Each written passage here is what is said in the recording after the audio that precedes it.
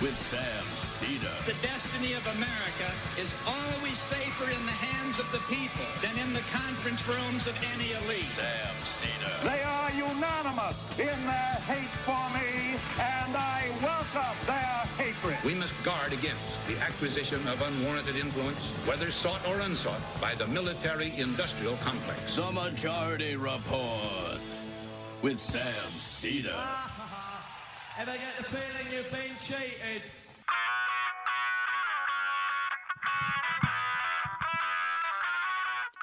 It is Thursday, October 29th, 2020. My name is Sam Seder. This is the 5-time award-winning Majority Report.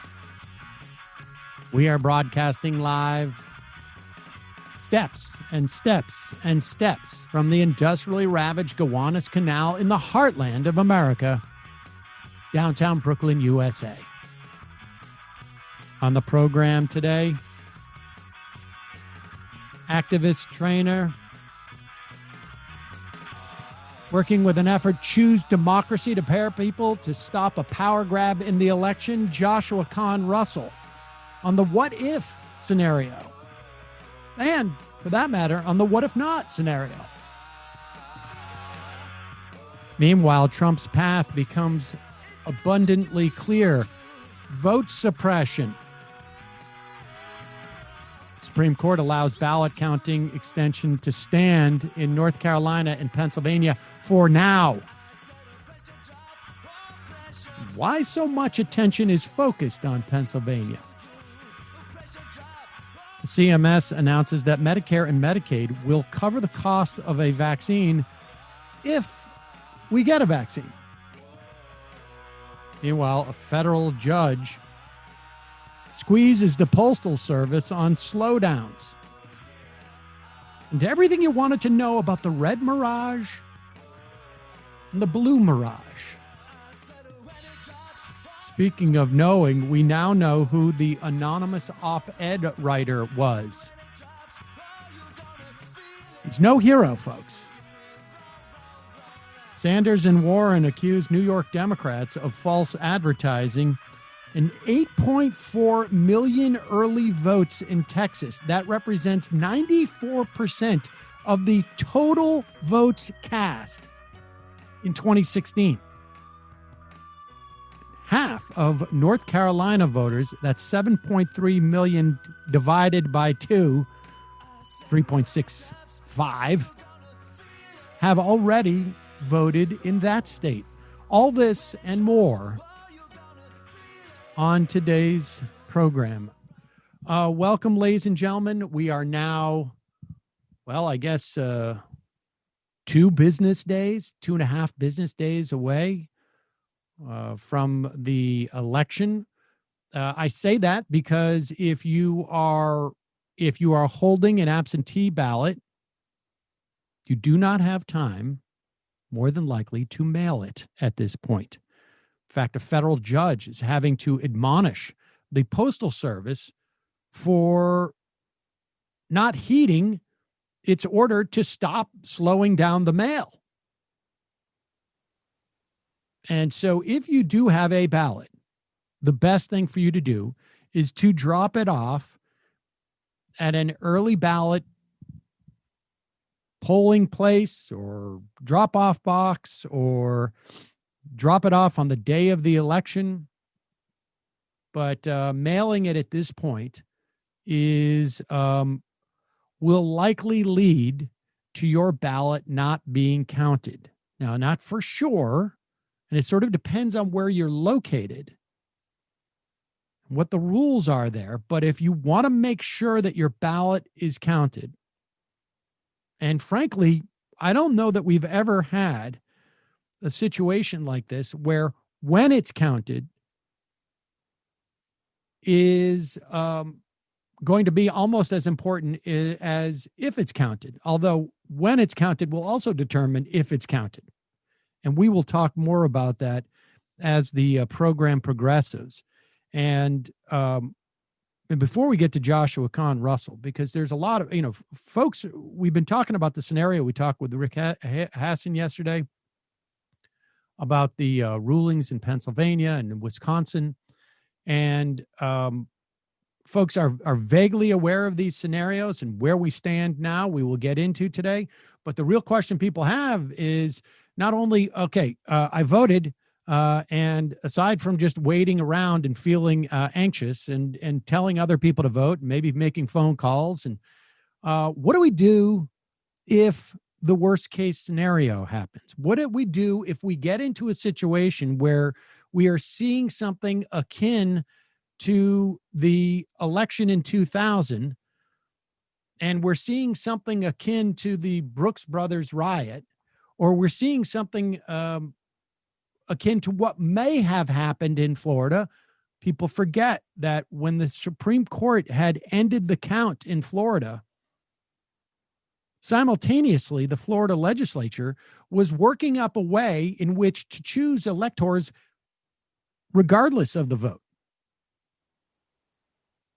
Al Gore did not concede, if I'm not mistaken. It was in the mid of December. I think it was December 14th. And a lot of people have the question, like, what do we do?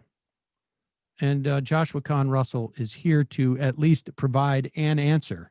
Of course, it's not just the president who is running for re-election on Tuesday. It's not just Joe Biden who is challenging the president. We have congressional races in every district in the country. We have Senate races in the vast majority of the states. The Senate, obviously, and I have not heard a single expert say that there is a chance of the Democrats losing control of the House. That doesn't mean it's not possible, but it's highly unlikely. The real question in people's minds is, will the Democrats take the Senate? And if the Democrats do take the Senate, we have for you two reasons why they might. Let's first go to Georgia. There are two races in Georgia. We talked about one of those races yesterday on the program, where a minister, Warnock, is right now in the lead of a field of almost 20 candidates. I don't know how many are still in there, but multiple ones, because this is a special election. There are two Republicans who are in second and third place. Doug Collins, congressman, a Trumpista pick, if you will, and Kelly Loeffler, another Trumpista pick, if you will, but she is the one who is the incumbent. She was appointed to that seat. They are in the 20s. Warnock is in the 48% and would have 50% if Matt Lieberman, Joe Lieberman's son, wasn't hanging in there for whatever reason. We don't know exactly. We don't know if he's trying to play a spoiler role, because you need 50% in this Georgia runoff election, and I should say special election. And if not, there will be a runoff. But there's another race in Georgia, 2 seats in the Senate up for grabs in Georgia. The other race is between incumbent Perdue and challenger John Ossoff, who had also run for Congress early on in the Trump term. A lot of money was put into that race. He didn't win it. He's a couple of points behind Perdue, but this was a stunning moment from their debate. I don't know if this was from last night, I believe. Absolutely stunning moment. Here is John Ossoff with David Perdue, and it's a stunning moment.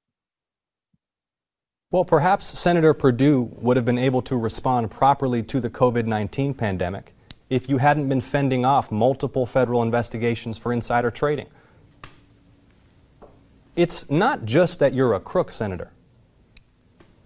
It's that you're attacking the health of the people that you represent. You did say COVID-19 was no deadlier than the flu. You did say there would be no significant uptick in cases. All the while, you were looking after your own assets and your own portfolio, and you did vote 4 times to end protections for pre-existing conditions. 4 times. And the legislation that you tout, the PROTECT Act, It includes loopholes that specifically allow insurance companies to deny policies to Georgians with pre-existing conditions. Can you look down the camera and tell the people of this state why you voted 4 times to allow insurance companies to deny us health coverage because we may suffer from diabetes or heart disease or asthma or have cancer in remission? Why, Senator? There you have it. That's a pretty devastating moment in that debate. It remains to be seen whether that will carry the day for John Ossoff. But David Perdue really has got down that whole going to pretend nobody's basically frying me. He looked like unfrozen caveman lawyer there. He really did.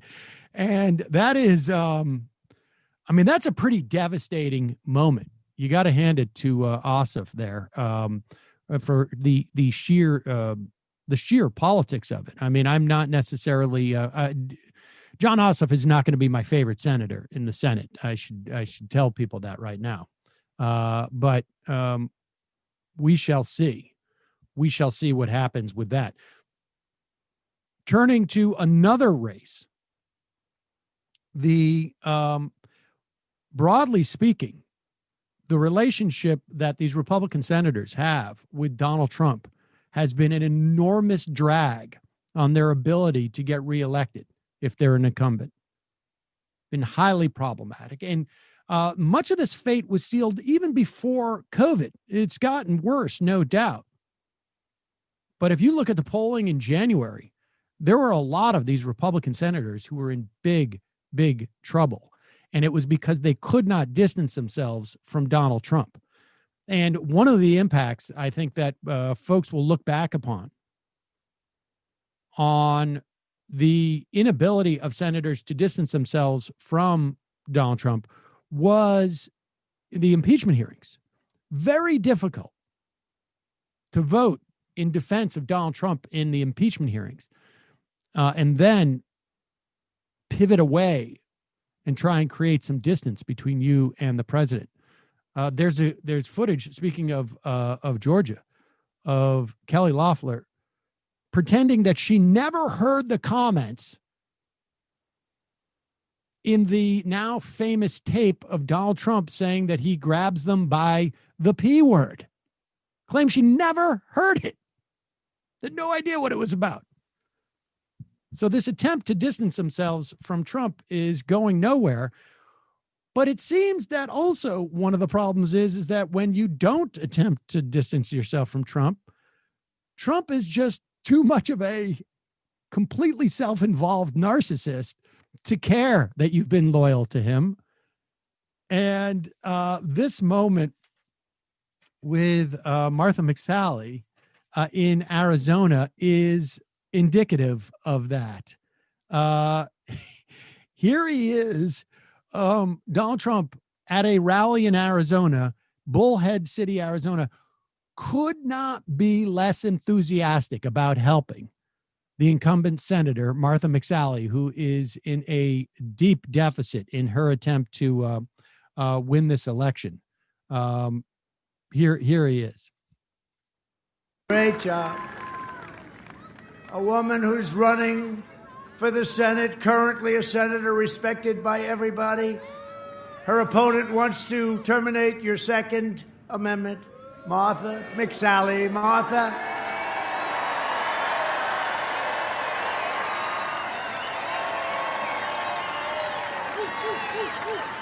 Great. Martha, great. Martha, come up just fast. Quick. Fast. Come on, quick. You got 1 minute. 1 minute, Martha's sake. They don't want to hear this, Martha. Come on, let's go. Quick. Come on, let's go. All right. I'm coming. Thank you, President Trump. Arizona, we are ground zero to save the country. We have... There you go. Hurry up. Nobody wants to hear this. Come on. Go. You got 1 minute. Let's go. Woman.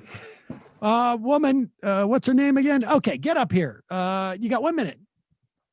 That's basically how I shuttle people off the phones in the second half of the program. Very quickly. You got 1 minute. Let's go. Sorry you're running for senator here, but I've got more important things to do than promote your candidacy.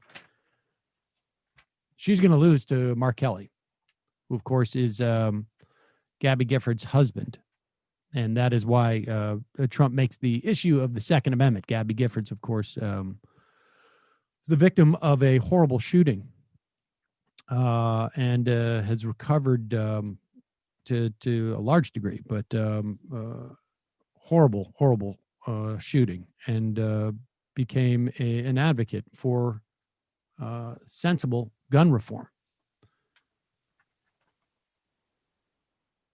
One of today's sponsors is BetterHelp, who has given our audience 10% off their first month when you go to betterhelp.com/Majority Report. BetterHelp gives you access to your own fully licensed and accredited therapist via phone, chat, or video.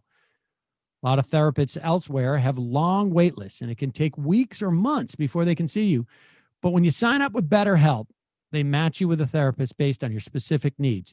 You're going to be communicating with them in less than 24 hours. Look, a lot of folks under a tremendous amount of stress right now, not the least of which because of the election, but of course, the pandemic has made all of our lives difficult, and many folks feeling isolated, alienated. Perfectly reasonable reaction to this situation, but it definitely helps to have someone to talk to. And the beauty about BetterHelp is that once they connect you with the therapist, if you don't think it's a good fit for whatever reason at any time, you can switch to a new one for no additional charge. BetterHelp also tends to be more affordable than traditional therapy. And if you have a particular need for a specialist, BetterHelp has has specialties that range across the board, ones that may be very difficult, frankly, to find in your area. BetterHelp is giving everyone in our audience 10% off your first month when you go to betterhelp.com/Majority Report. That's BetterHelp, HELP.com/Majority Report. We'll put the link in our podcast and YouTube description, and we'll even put it with the HTTPS / so that it's clickable. So check it out there. Also, just a reminder, it is your support that makes the show possible. You can become a member at jointhemajority.report.com. In the meantime, I'd like to welcome to the program Joshua Kahn Russell. Joshua is a social movement strategist. He's been an organizer for 20 years. And Joshua, you're supporting an initiative called Choose Democracy. Welcome to the program. Tell us about what Choose Democracy is. Thanks for having me on, Sam.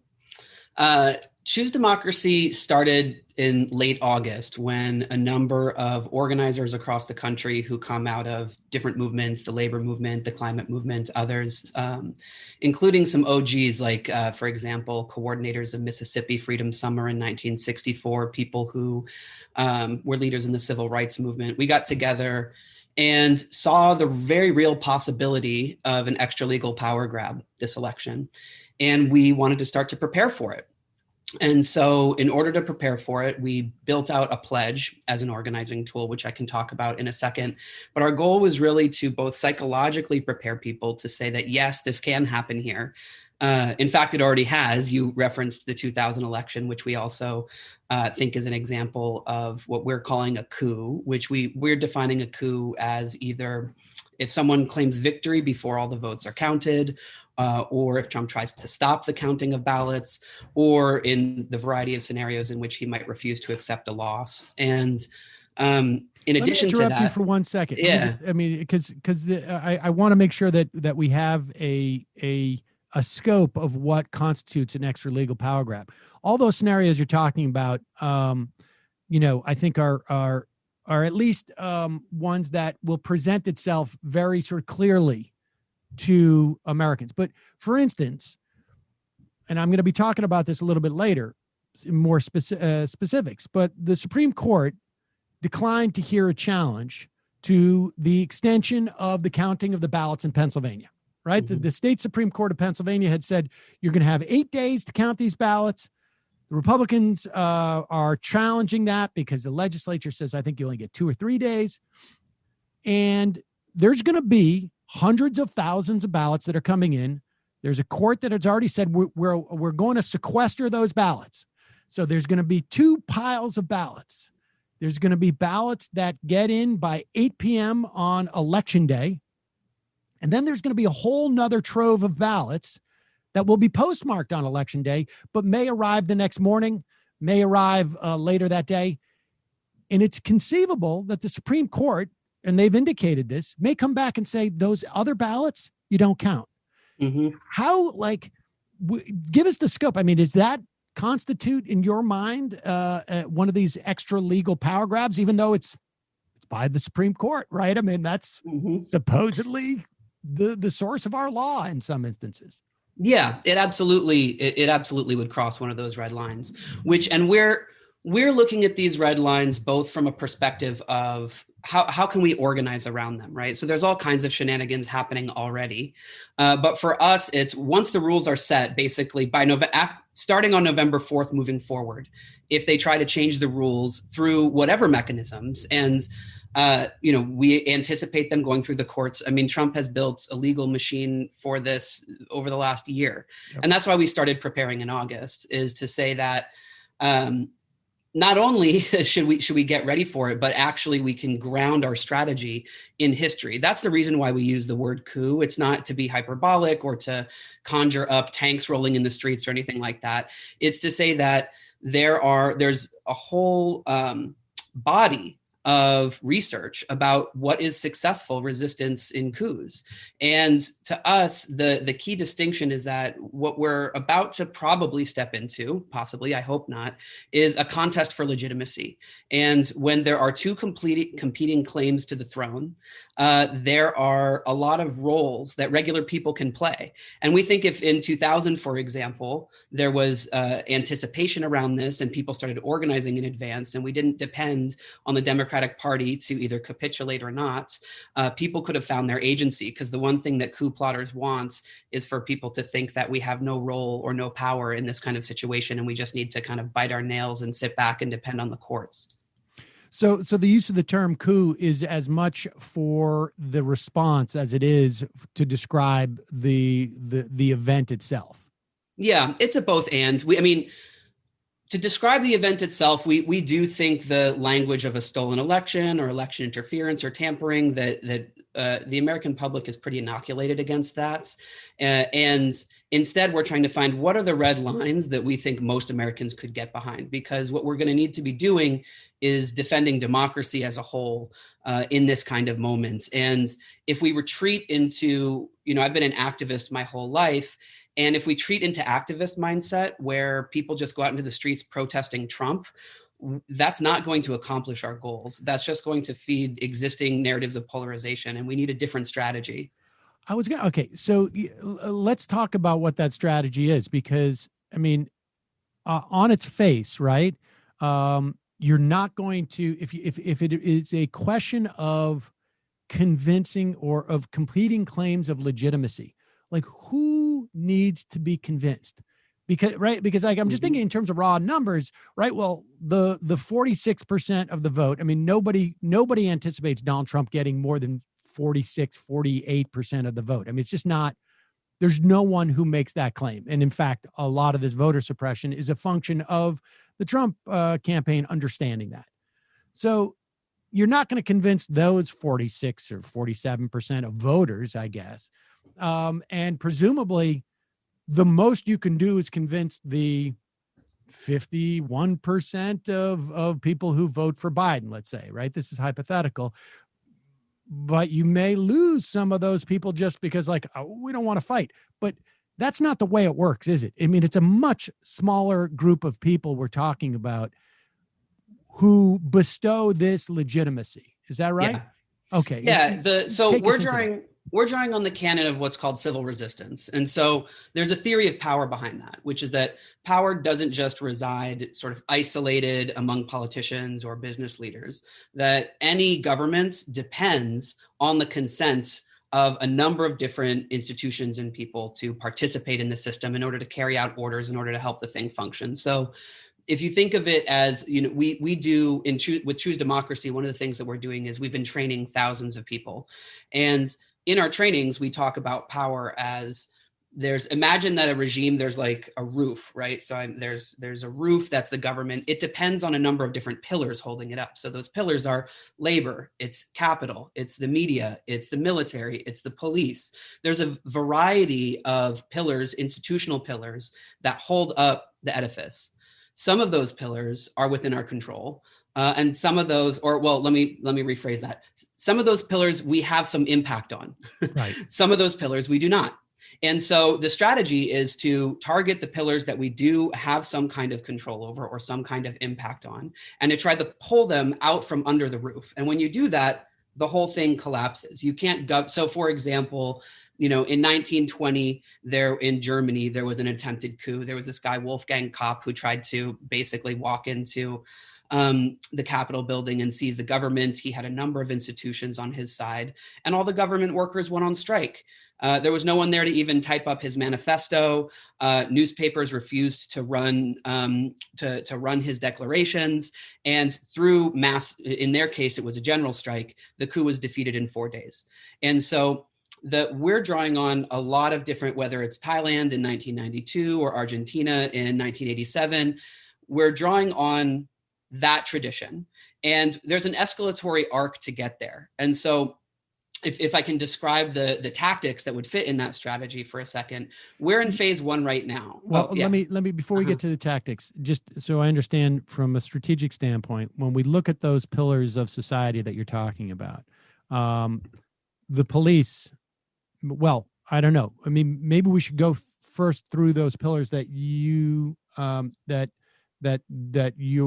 you suggest that we have influence over.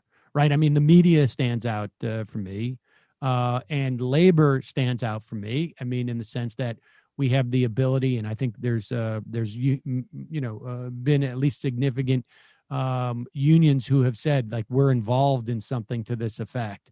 What else besides the media and labor? And we only have so much influence over the media, I guess, or labor for that matter. But what else? Where else? Like, I mean. Do we have more influence over the military than we do over, let's say, the police? Or does that even break down? Are we talking about municipal police or the new federales that the Trump administration seems to be rolling out? I mean, just give us a sense of where of is there a rating? Do we have X percentage on this? And then let's talk about the tactics. Yeah, and I'll give examples with each of these pillars in kind of that arc of escalation. Okay. So let me just start with saying where we're at now. So the phase that we're in now is actually not a civil resistance phase. We're not there yet. It hasn't happened yet. So we're in a civic engagement phase, which is about voting, which is about people signing up to be poll workers.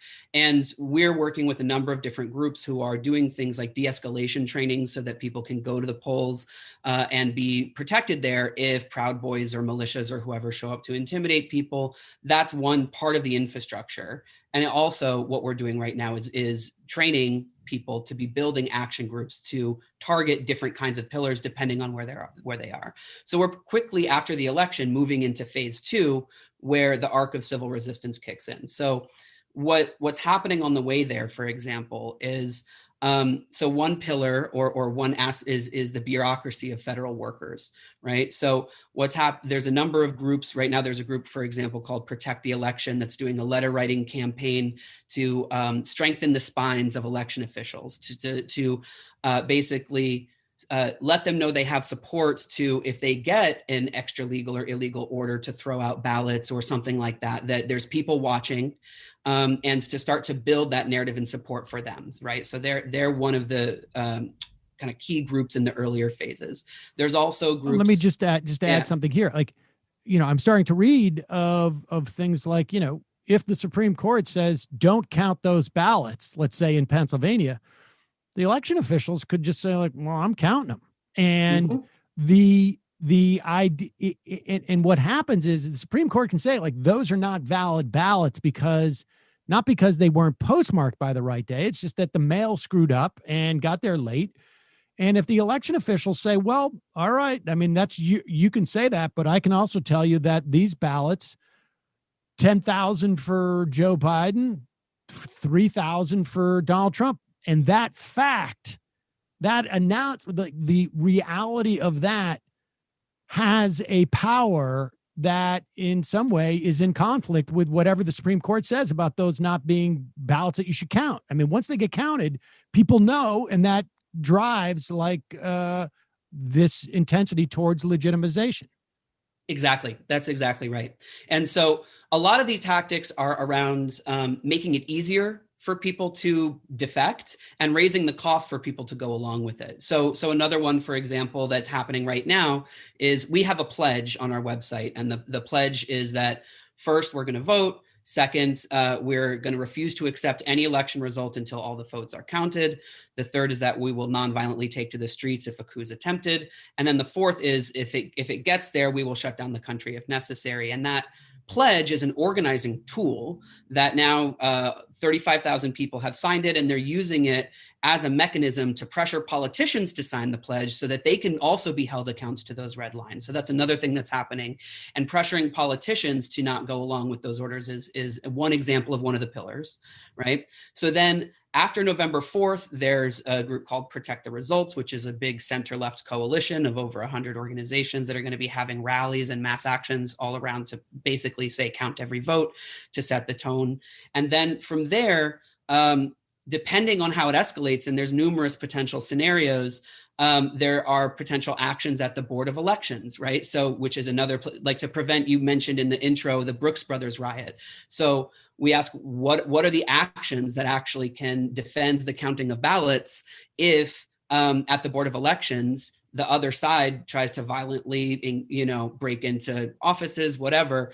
And so those actions look like, how can we accessibly, bring, balloons and pizza and families to hang out and support the Board of Elections to be able to count the ballots and then be in dialogue with the community if they get other orders, again, to support people resisting illegal orders. And if it escalates from there, then that's where we can talk more about the pillars question, which is that then we're in a real non-compliance situation where we are talking about rolling strikes. And so do you want me to give some examples? Yeah. I just want to know, I just wanted to so I mean, people should just picture this, like the intensity of, you can look back at that footage of the Brooks Brothers riots, even though they're all like in, casual Friday wear, or they've, taken their suits off. Like the idea that if there were like families there with balloons and pizza, it would have diffused the pressure they were putting on. I mean, those people who were counting those ballots were afraid. They were afraid, even though they're looking out at, a bunch of lawyers. They don't know. I mean, there's a bunch of people yelling at them, and there's nobody there. There's no sense for those, people in the room counting that, like, hey, is anybody watching this? Is what's happening? And the sort of injection of like sort of normalcy, or just like, nice people.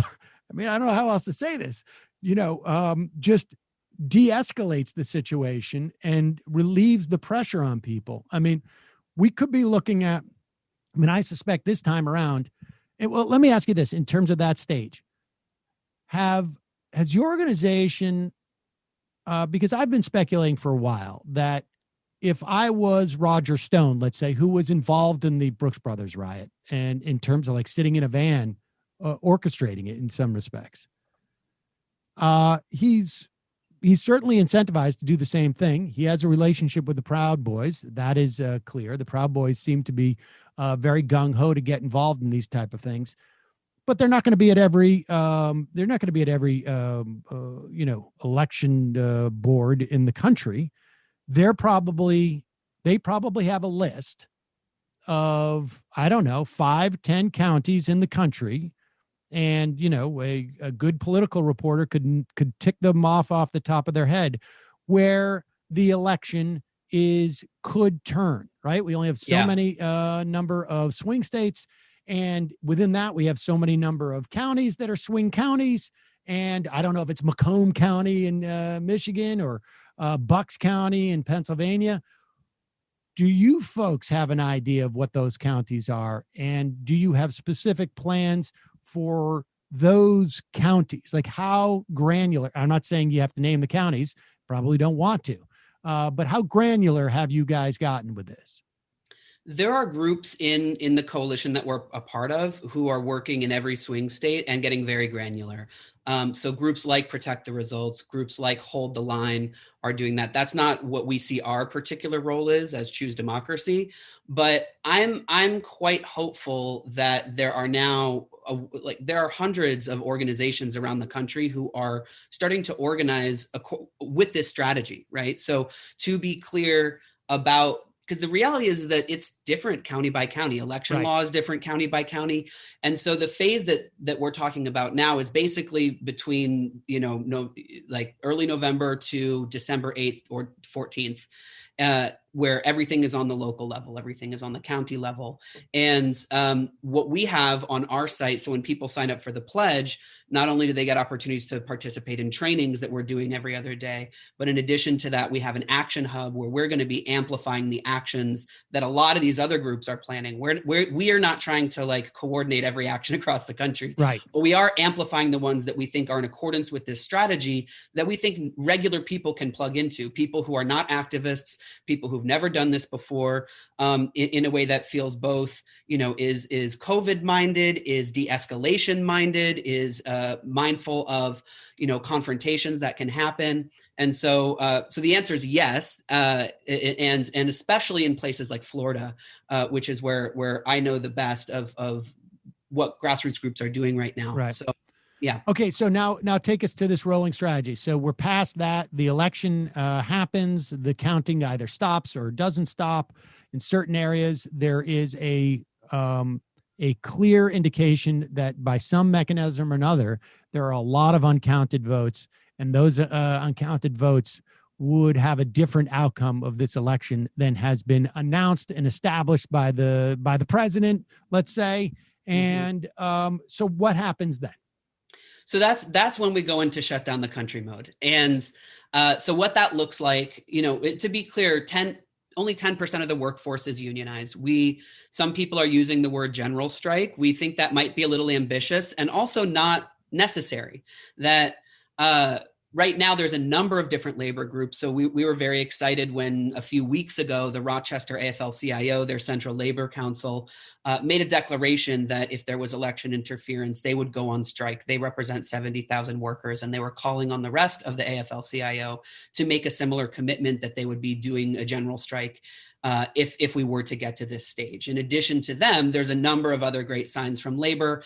For example, the National Union of Healthcare Workers Executive Board just signed a pledge that is similar to the Choose Democracy pledge. The Detroit Postal Workers are printing up the actual Choose Democracy pledge on their union letterhead. The Emergency Workplace Organizing Committee, which is a collaboration between the electrical workers and DSA, is holding convenings of labor leaders to talk about this. So there's a lot of examples of you could have tactical shutdowns. You could have let's say the flight attendants. Exactly. We're not flying. Boom. I mean, they were the ones who, in my estimation, ended the government shutdown a couple of years ago. Okay. And Sarah Nelson is in these conversations. I have no doubt. So, all right. Well, I know you only have a couple of minutes here. So what we're looking at is shutting down the country, but not necessarily with a general strike, with key areas that will basically paralyze, in some respects, certain functions of the country. Yeah. And then what supplements that? So there's lots of ways that people who, so for example, there are lots of groups. Sunrise Movement is organizing a youth strike of people not participating in schools, etc. There are options for what's called a consumer strike, which is kind of like a generalized boycott over the holiday season. And so that's an example of another. So capital is another one of those pillars, right? and that if they're always hedging their bets and seeing what level of risk of how they can make the most money.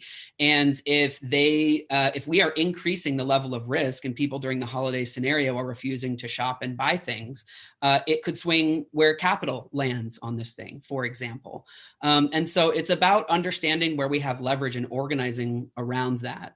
And so there's also another thing that I'll say is that the actual career government workers, government bureaucrats have a really important role to play, and they are also organizing around this strategy. There's a group called Feds for Democracy and another group called Democracy Kitchen. They're doing trainings with another group called Shutdown DC, which is like a direct action organization that has the capacity to basically, through street blockades and things like that, shut down Washington, DC. And so at each stage of this, part of what we've learned from coups in other countries is the tectonic shifts that can happen in a society make room for unlikely alliances, and things can change very rapidly. And so when there's a logic in place, the logic of noncompliance, it's something that a lot of other groups can kick into.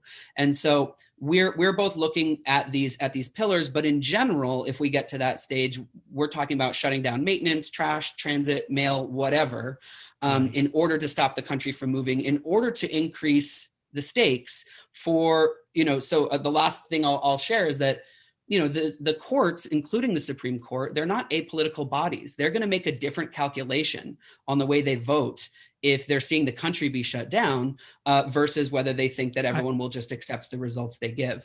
I couldn't agree more. I mean, frankly, that was the one of the reasons why I was saying, to people who are disaffected Democratic voters who might say, look, well, I'm in a blue state.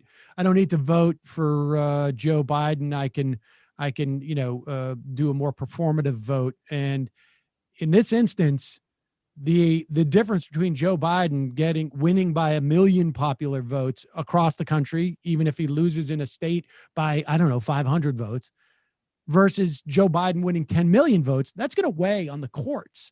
They can't pretend like they're not aware of what the implications of their rulings are going to have.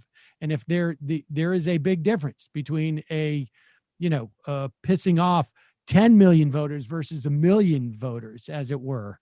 And so, okay, I'm listening to this. I'm at home right now. I may not be a member of a union. I may not be any of the sort of the cohorts that you mentioned, but the general gist is non-compliance. And maybe I'm looking at my PTA or I'm looking at some other organization I'm part of, and I could say like, oh, wait, we can fit into that paradigm. Where can people go to get more information about this, to see if their group's involved, or how, if they have the ability, they have some type of group that they can get involved at one point? What's the best clearinghouse for this? So if you go to choosedemocracy.us and sign the pledge, on our list, we're both sending out training opportunities. So we're going to keep doing trainings on how to engage. There's also training manuals. There's a great manual called Hold the Line that gives very easy step-by-step instructions. You don't have to have had experience with any of this. That helps people, no matter what their station in life is, engage. And then also, as things unfold, if you're on the list, we have an action hub that will be sending out different action opportunities for people to plug into as well. Joshua Kahn Russell, fascinating stuff. Thank you so much. We will put a link to that on our website and into the podcast description, all the descriptions that we have. Really appreciate your time today, and good luck. It's comforting at least to know that people are on it. You know what I mean? And that if you are feeling frustrated and nervous about this outcome, you have an outlet. You already have that, but I'm talking to other folks. Joshua, thank you so much for your time today. I really appreciate it. I'm so grateful to be on. I love your show. Daily listener. Oh, well, thank you, Joshua. All right. We're going to take a quick break. Be right back in just a moment.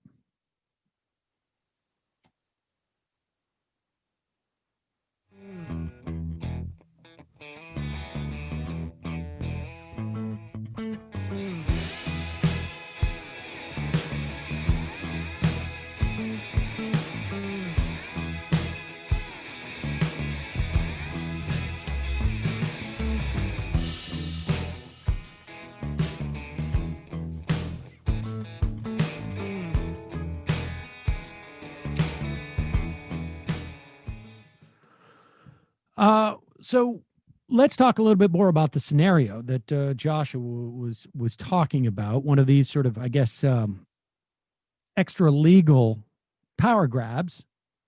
I had mentioned that there was a Supreme Court ruling, or I should say a refusal to rule in some respects from the Supreme Court regarding two states that very well may play pivotal roles in the outcome of this election. The big one is Pennsylvania. Donald Trump has been keyed in on Pennsylvania.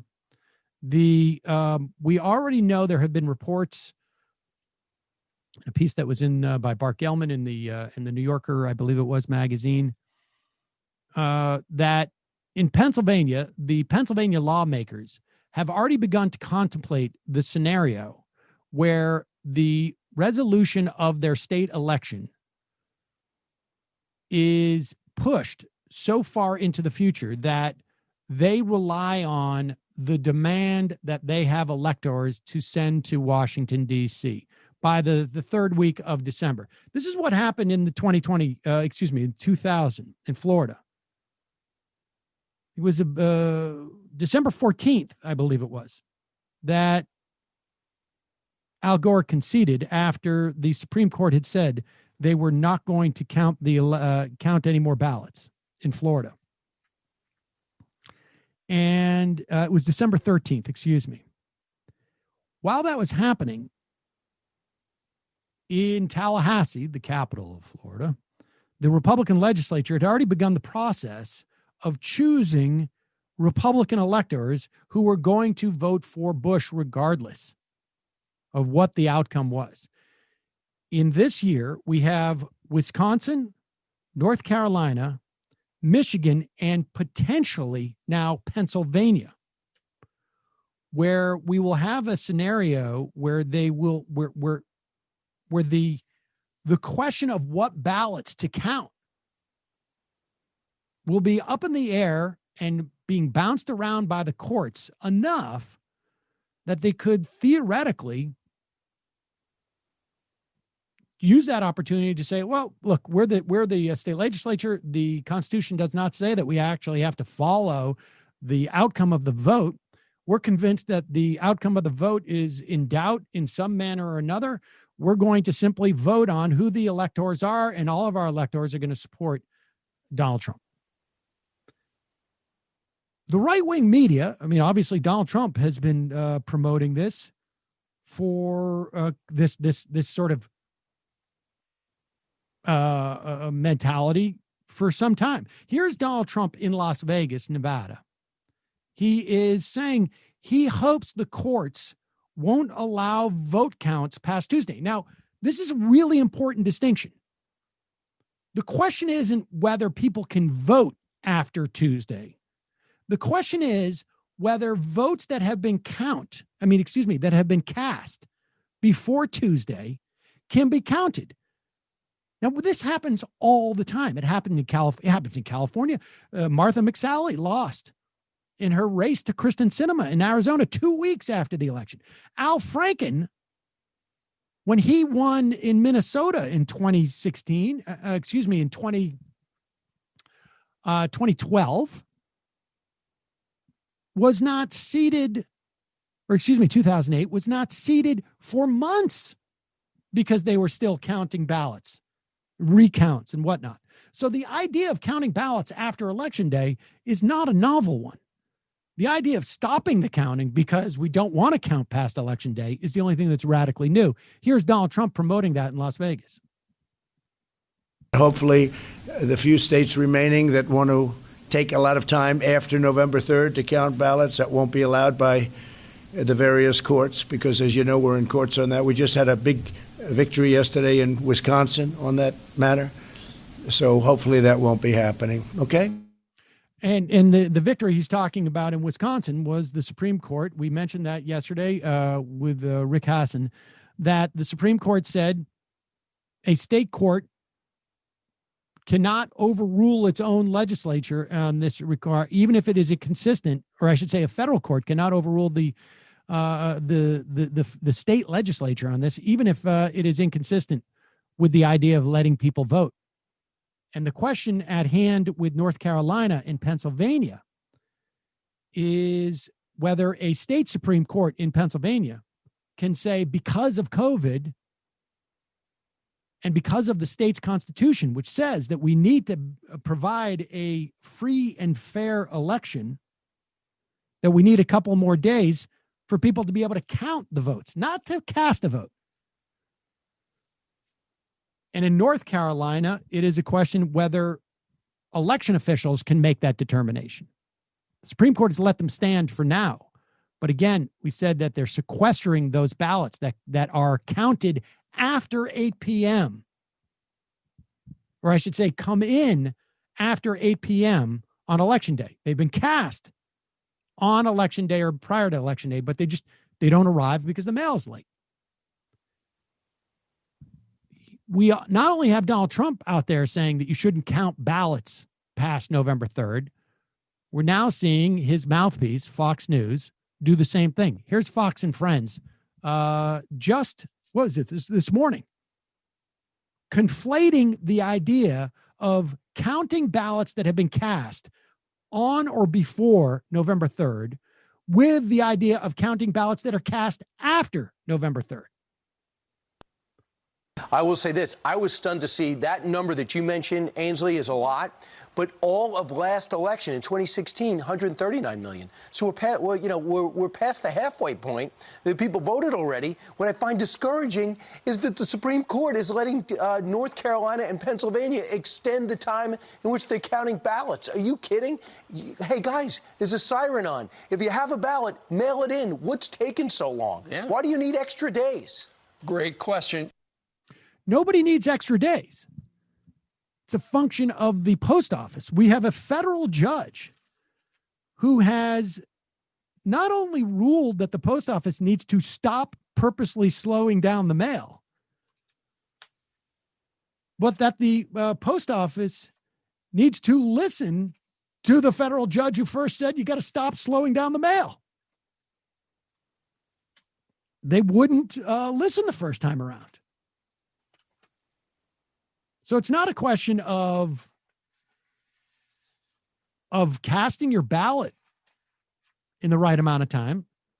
It's a question of whether the facilities that people are relying on and have been told to rely on do their job and deliver the ballot. That's the question here. But they're already starting to conflate it, right? Like if you mail your ballot in today and it doesn't get there till Wednesday, according to Fox News, well, then you have some type of moral failing. Your ballot shouldn't count. Judge Emmett Sullivan of the District Court for the District of Columbia had already reversed mail collection limitations set by Donald Trump's Postmaster General Louis DeJoy. On Tuesday of this week, Sullivan granted a plaintiff's plea, so this is voters essentially, to actually comply with that order. There are 4 voters. They claim that the U.S. Postal Service has been dragging its feet in complying with the order that Sullivan had issued to speed up, to stop slowing down the mail. And so Sullivan basically said, here is a detailed list of demands, which I am insisting that the U.S. Postal Service use to comply with his order. They have to send directives around to personnel that are explicit and make it clear that mail carriers are not to follow the Postmaster General's instructions that would slow mail delivery. And those directives were supposed to be sent out by yesterday morning. We have a federal judge who's not only telling the post office to stop slowing down the mail, but to actually listen to him when he says stop slowing down the mail. So the idea that people are shirking their duty by putting in ballots is absurd. All right, we have one last clip I want to get in before we run out of time. We've all heard quite a bit about the Hunter Biden emails. And the problem that the right is having and Donald Trump is having is that there's nothing in those emails that purports to do what it says it does, which is to implicate Joe Biden in any type of scandal. We're not going to have time to play the clip now. We'll have to wait for the second half of the show. But Tucker Carlson is sort of carrying this ball forward. We will play the clip in a bit, but all you're seeing now, and I think there are some valid complaints that Twitter and Facebook prevented the initial story by the New York Post from being linked to or passed around, even though we now know that Wall Street Journal, Fox News, every other, even, I'm not sure I would necessarily say that Fox News is a reputable news outlet, but any other endeavor that attempts to purport it is a reputable news outlet passed on this story, because at the end of the day, there is nothing there that implicates Joe Biden, and there is nothing there that we didn't already know in terms of Joe Biden's son, Hunter, traded off of the Biden name to get work that he otherwise wouldn't have gotten. And that is a problem not only in the context of politics, a problem in the context of our entire society, in my estimation. It's also a massive problem in the context of the Trump administration, except for he is president. Joe Biden is not president. Joe Biden was not vice president at the time that Hunter Biden, that these emails purport to discuss. But the narrative that they're pushing is that now it's not the emails. It's that nobody talked about the emails. Nobody talked about the non-story enough. And that is unfair. And that is why this election, according to them, is somehow rigged. Because nobody talked about the non-story. Nobody covered the non-story enough. We'll get to that in a moment. Just a reminder, if you have a ballot, an absentee ballot, go and bring it to a polling place now. Make sure you vote. 4 days before the election, folks. See you tomorrow. For those of you who are sticking around, let's play this Tucker Carlson video. This is pretty stunning stuff, because this is completely consistent with what the right is doing now. There's really no story in the documents or the emails.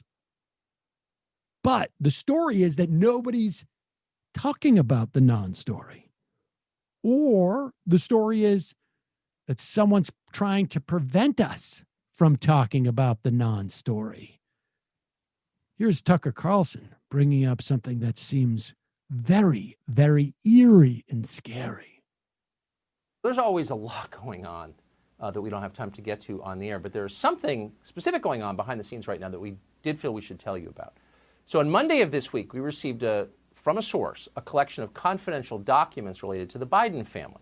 We believe those documents are authentic, they're real, and they're damning.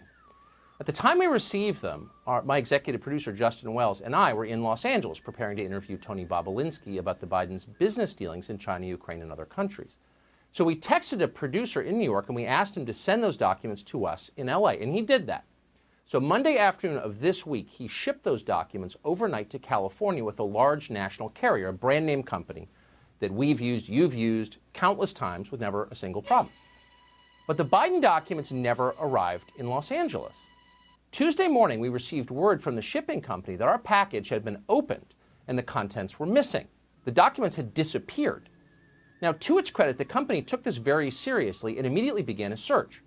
They traced the envelope from the moment our producers dropped it off in Manhattan on Monday all the way to 3:44 a.m. yesterday morning. That's when an employee at a sorting facility in another state noticed that our package was open and empty. Apparently, it had been opened. So the company's security team interviewed every one of its employees who touched the envelope we sent. They searched the plane and the trucks that carried it. They went through the office in New York where our producer dropped that package off. They combed the entire cavernous sorting facility. They used pictures of what we had sent so that searchers would know what to look for. They went far and beyond, but they found nothing. Those documents have vanished. As of tonight, the company has no idea and no working theory even about what happened to this trove of materials, documents that are directly relevant to the presidential campaign just 6 days from now. We spoke to executives at that company a few hours ago. They seemed baffled and deeply bothered by this, and so are we. All right, Brendan, can we play the clip where he shows us those documents that are going to have all this impact on the election? I mean, he said he took pictures of it, right? I mean, they said that they took pictures of those documents. That's what they showed them. I mean, because of course, if you're getting a trove of documents that you think is going to impact the outcome of the election, of course you make photocopies. Maybe you'll take scans, like with this special device called the phone that you can scan things with.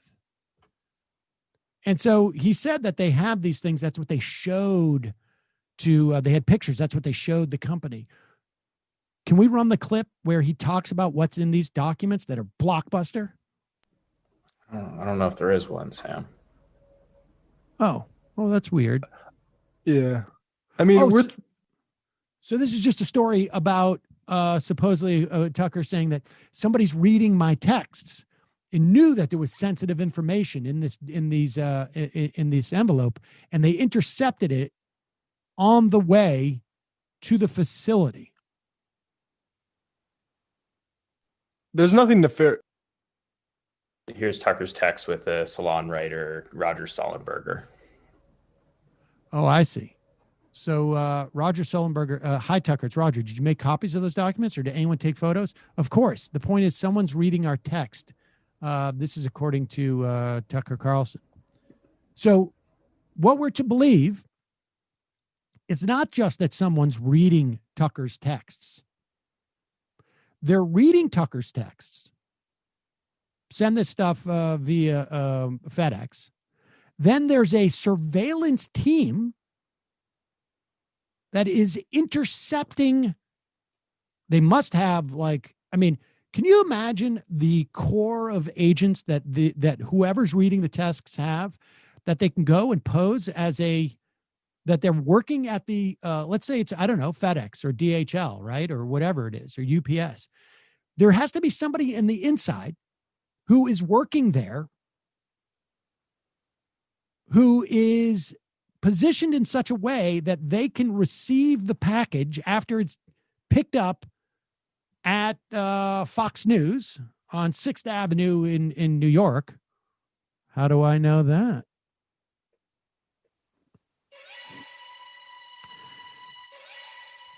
And then they took it, they ripped open, because any of these places that you ship stuff, it's like, it's really sealed, right? I mean, it's not, if the producer remembered to seal the envelope, and they rip it apart, and then they just stick it back into the process to be, I guess, scanned, and nobody notices until it gets to a certain facility that it's been ripped open. I mean, this sounds sort of fantastical to me. There could be a rational explanation for it, though. USPS hired some Antifa people to go through conservatives' mail, and there's nothing insidious about that. It's just part of long-standing efficiency upgrades that the Postal Service has been looking at for a long time. So there's nothing to look into with it, but that might explain it. Well, that's true of the Postal Service, but he said it was a reputable company. He said it was a big company. It wasn't necessarily the U.S. Post Office. Now, maybe UPS is starting to hire Antifa people who are picking that out, who saw, Tucker's name or something on it. But here's the question, why wouldn't you send these documents as Well, I guess they do have them. They scanned them and they wanted them. Like, why would you not, if you've taken pictures and you've scanned them, why wouldn't you just send that? Why do you need the actual documents themselves? I mean, it's like, I can understand like, oh, well, we want to take pictures of it because we want to show them on television. Well, can't you just shoot them in your studios in New York? I mean, the reason why I'm really skeptical about this is because Tucker is a liar. He lies about things on national television. We've seen him do it. And it's quite possible that they mailed a package and something happened to it. But the idea that people are watching his like text, I mean, this is just absurd. Where's the bag? Why doesn't he show the bag in front of people? How it's been ripped open of all the documents.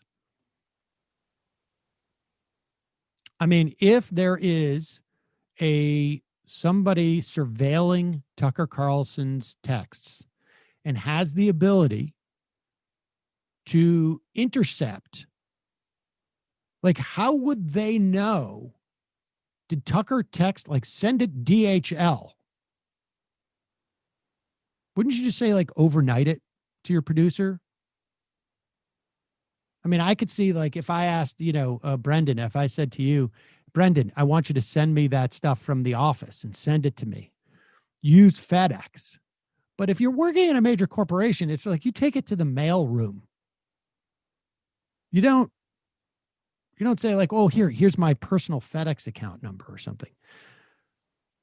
I don't know. It seems very, very, very suspicious story. But who knows, right? Stranger things have I don't know. Have stranger things happened? Probably. Guys, thank you for joining us today. The crew will be in to do the fun half.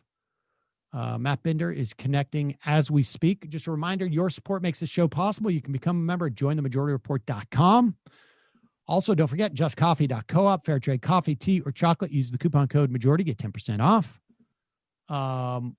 What else do we have for you? Don't forget, AM Quickie is available. You can find that at amquickie.com. And check out Nomi's show today. It is, you can find it at youtube.com/The Nomi Key Show. And Jamie, what's on the Antifada today? Well, this week on the Antifada, we have a very spooky, very fun Halloween episode. We talk about 2 different horror movies with my friends Heather Fortune and Leslie Lee III from Struggle Session. The first movie is Host. It was filmed during COVID. It's all takes place over Zoom. It's very frightening. And the second movie is Society, which is a real cult classic with strong class themes about how the rich are a slimy race of incest monsters. So that's up now. Patreon.com/The Antifada. And also tomorrow we have a bonus coming out for all our patrons, which is on the film Beetlejuice. And that features the Lit Crit guy, who is a really good guest who we've had on in the past. So check that out. Matt Binder. How are you, Matt? I'm doing good, Sam. Did you see, by the way, that UPS announced that they had found Tucker Carlson's secret document package? No, is that right? Well, they claim they found it, and they expedited the search, and they have located the documents. That's not possible. Well, Will Summer just tweeted out. Oh, wait, no, that was more recent. Never mind. Excuse me. Wow. No, I didn't know that. So that means that we got to put this as an addendum onto that video. So Matt Binder has just told me that they have found the documents.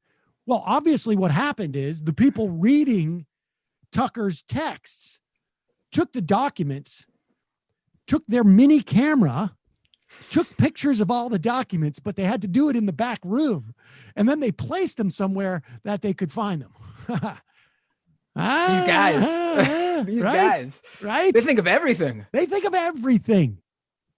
I wonder if Tucker Carlson's going to go on a show tonight and say, hey, remember yesterday where I made it sound like I was a victim of like some type of spy operation? It just turned out like sometimes you put stuff in like FedEx and it falls out. You can't trust the mail. You can't trust the mail. I mean, they're really pushing it too with the timing of all this. I mean, well, wait a second though. If it arrives after the time it was supposed to, you're not allowed to read it, right? Isn't that the rule that we have with the votes? So I don't think you could actually look at the documents anymore. If only it worked that way, right? Yes. Matt, what's happening on Doomed? I usually you gonna come? Are you coming to visit the show on Election Day? It's the 10-year anniversary. Wouldn't miss it for the world. Is this the first 12-hour show you've done since I was there? I think so. The Occupy Wall Street 12-hour show we did? Yeah. Jeez. That was 2012. I feel like at the end of that, I said like I could go another 5 or 6 hours, didn't I? I think so. I mean, you were really ready to go. you were hopped up and ready to go. The majority report gives you power. The longer you do the show, the more powerful you become. That's just how it goes. It's true. By 12 hours, I may end up doing 16. We'll see. Right. Yeah. Sam's near his final form when we near 3 o'clock. Actually, exactly. That's what I'm like. I have to like slow down. All right. What's happening the on Mueller Doom? hearings 12 hours, or did it just feel like 12 hours? What's that? That was like 7. Oh, okay. The what? The Mueller hearings. Testimony's harder to listen to than felt just like doing the show. Though. 24. I don't even remember that. I don't even remember it at all. I do. Still scarred. That's because Russiagate was a lie, Sam. It was all a hoax. Never happened. What's happening on Doomed? On Doomed this week, I had Ali Vargas, who gave us an on-the-ground report from Bolivia, what happened in the Bolivian elections, and really sad story too. Just happened yesterday. I had him on the show yesterday. That labor leader, the coal miner, whose video went viral. He was a big Mas supporter. He was considered one of the future young rising stars on the left. He died yesterday after being attacked by fascist groups over there. Oh, so just because the election is over and there's a winner doesn't mean that the far right over there has thrown in the towel. They're still pushing for all sorts of terrible things, including attacking some future leftist leaders in Bolivia. Also on the show, I did a second episode on the deep fake.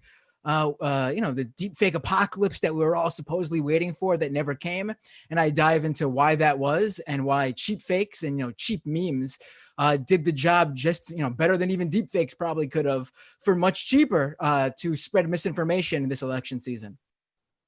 Doomedpod.com and youtube.com/Matt Binder.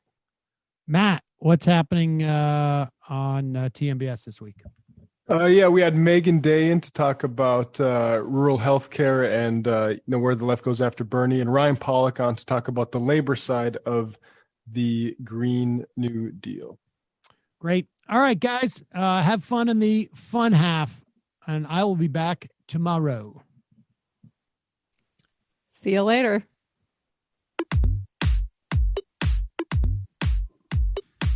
Left is best. Jamie and I may have a disagreement. Yeah, you can't just say whatever you want about people just because you're rich. I have an absolute right to mock them on YouTube. He's up there buggy whipping like he's the boss. I am not your employer. I'm tired of the negativity. I'm sorry. I didn't mean to upset you. You're nervous. You're a little bit upset. You're riled up. Yeah, maybe you should rethink your defense of that, you fucking idiots. We're just going to get rid of you. All right. But dude. You want to smoke this joint? Yes. Do you feel like you are a dinosaur? Some good shit. Exactly. I'm happy now. It's a win-win. It's a win-win-win. Oh, hell yeah. Now listen to me. 2, 3, 4, 5 times. 847-906-501-457. 2, 38, 56, 27. 1/2. 5 eighths, 3.9 billion. Wow. He's the ultimate math nerd. Don't you see? Why don't you get a real job instead of spewing vitriol and hatred, you left-wing Limbaugh? Everybody's taking their dumb juice today. Come on, Sammy. Dance, dance, dance.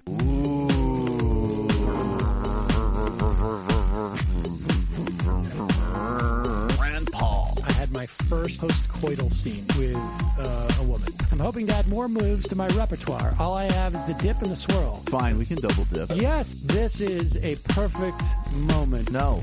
Wait, what? You make under $1 million a year. You're scum. You're nothing. Excuse me? Fuck you, you fucking liberal elite. I think you belong in jail. Thank you for saying that, Sam. You're a horrible, despicable person. All right, gonna take a quick break.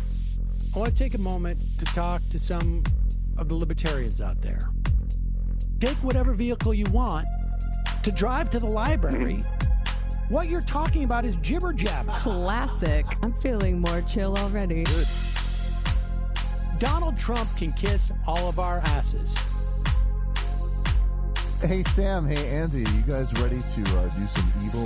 Hitler was such an idiot. That guy might be a Nazi. Agree. No. Death to America. You. Yes. Wow. Wow, that's weird. No way! Unbelievable. This guy's got a really good hook. Throw our hands up. Ooh. Wow. But Sam, I gotta get off. No worries. Let's. I want to just flesh this out a little bit. I mean, look, it's a free speech issue. If you don't like me, Hey, shut up. Thank you for calling into the Majority Report. Sam will be with you shortly. What's up, everyone? How y'all doing today? How you doing, Jamie, Matt, Brendan? What's up? Well, 2000s humor for you there. I'm fine. Is that what you're being? Is that what you're being for Halloween on Saturday, Jamie? The what's up? One of the what's up guys? I'm always one of the what's up guys. No, I actually have a really cool spider costume that I got, but I'm not sure where I'm gonna get to wear it until the following weekend when I go to a spooky cabin in the woods with all my friends. Ah. Ooh. See, we don't need parties to make Halloween special. All we need is each other and many acres of foreboding woods. I don't know. I would classify a gathering with multiple friends, a party. You know, you don't need to be in a club dancing to industrial music dressed up like a vampire, Jamie. Wow, there are levels to this. You think it's so funny. You've been laughing about this all week long, and you couldn't wait to do it to my face again.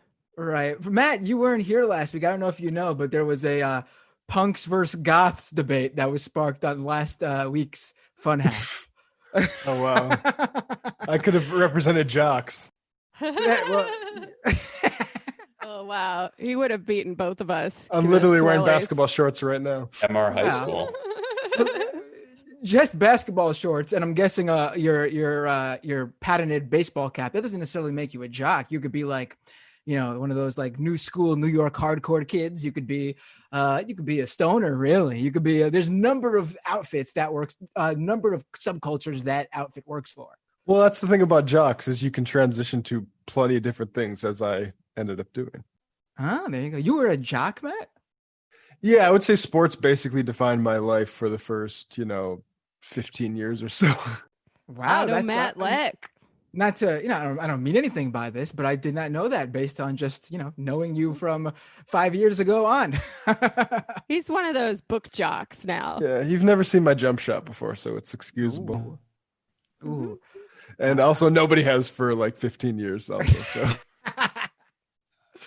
Right. Being a short guy, basketball was never my forte. So there's no jump shot I can boast about on this end. I did play soccer for a bit when I was younger. That's it. That's my that's my sports history. How'd it go? I was actually pretty good when I was younger, and then my parents had 3 additional children and couldn't afford to let me play intramural sports anymore, so I didn't play sports anymore. And then when I wanted to get back into it, I was no longer any good. Oh, well, maybe we can start like a pickup game or something. A softball team. I've wanted to do a leftist softball team for a long time. I'll go there and supervise it. What about a leftist pro wrestling stable? Let's all go to wrestling school, get signed by the WWE. Very easy to do. This is a very easy, idea I'm imagining here. And we'll just start a leftist stable and like attack all the wrestlers behind their backs during matches, and then spout the, share the good word of leftist ideology. Yeah.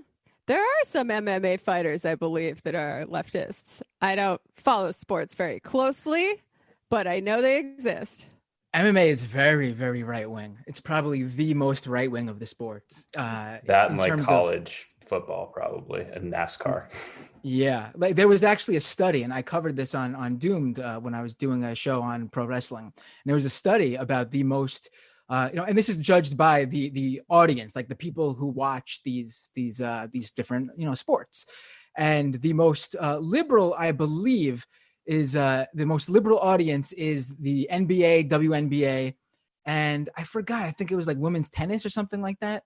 In WWE, pro wrestling was actually like the third most liberal audience. That's because a lot of people don't realize, but the demographics have changed from like, you think of Hicks watching pro wrestling, but it's changed over the years. Whereas, a lot of, Black and Latino people watch pro wrestling. But then the most right wing sports audiences are like golf and MMA.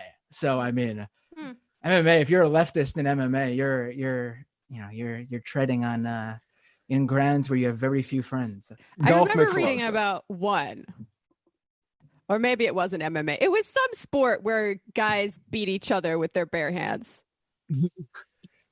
It describes a number of sports. Yeah. I mean, you could even be talking about hockey, which is unfortunately, as much as out of all the major sports, I think hockey is probably my favorite. And it always bothered me. I mean, it's obviously very white, and certain amount of privilege goes into being able to play it professionally because you need access to a skating rink to even be able to practice and get to be a good caliber player. But I'm a big hockey fan, and hockey, I believe, is of the major sports the most right wing, actually, even more so than NFL and MLB. Yeah.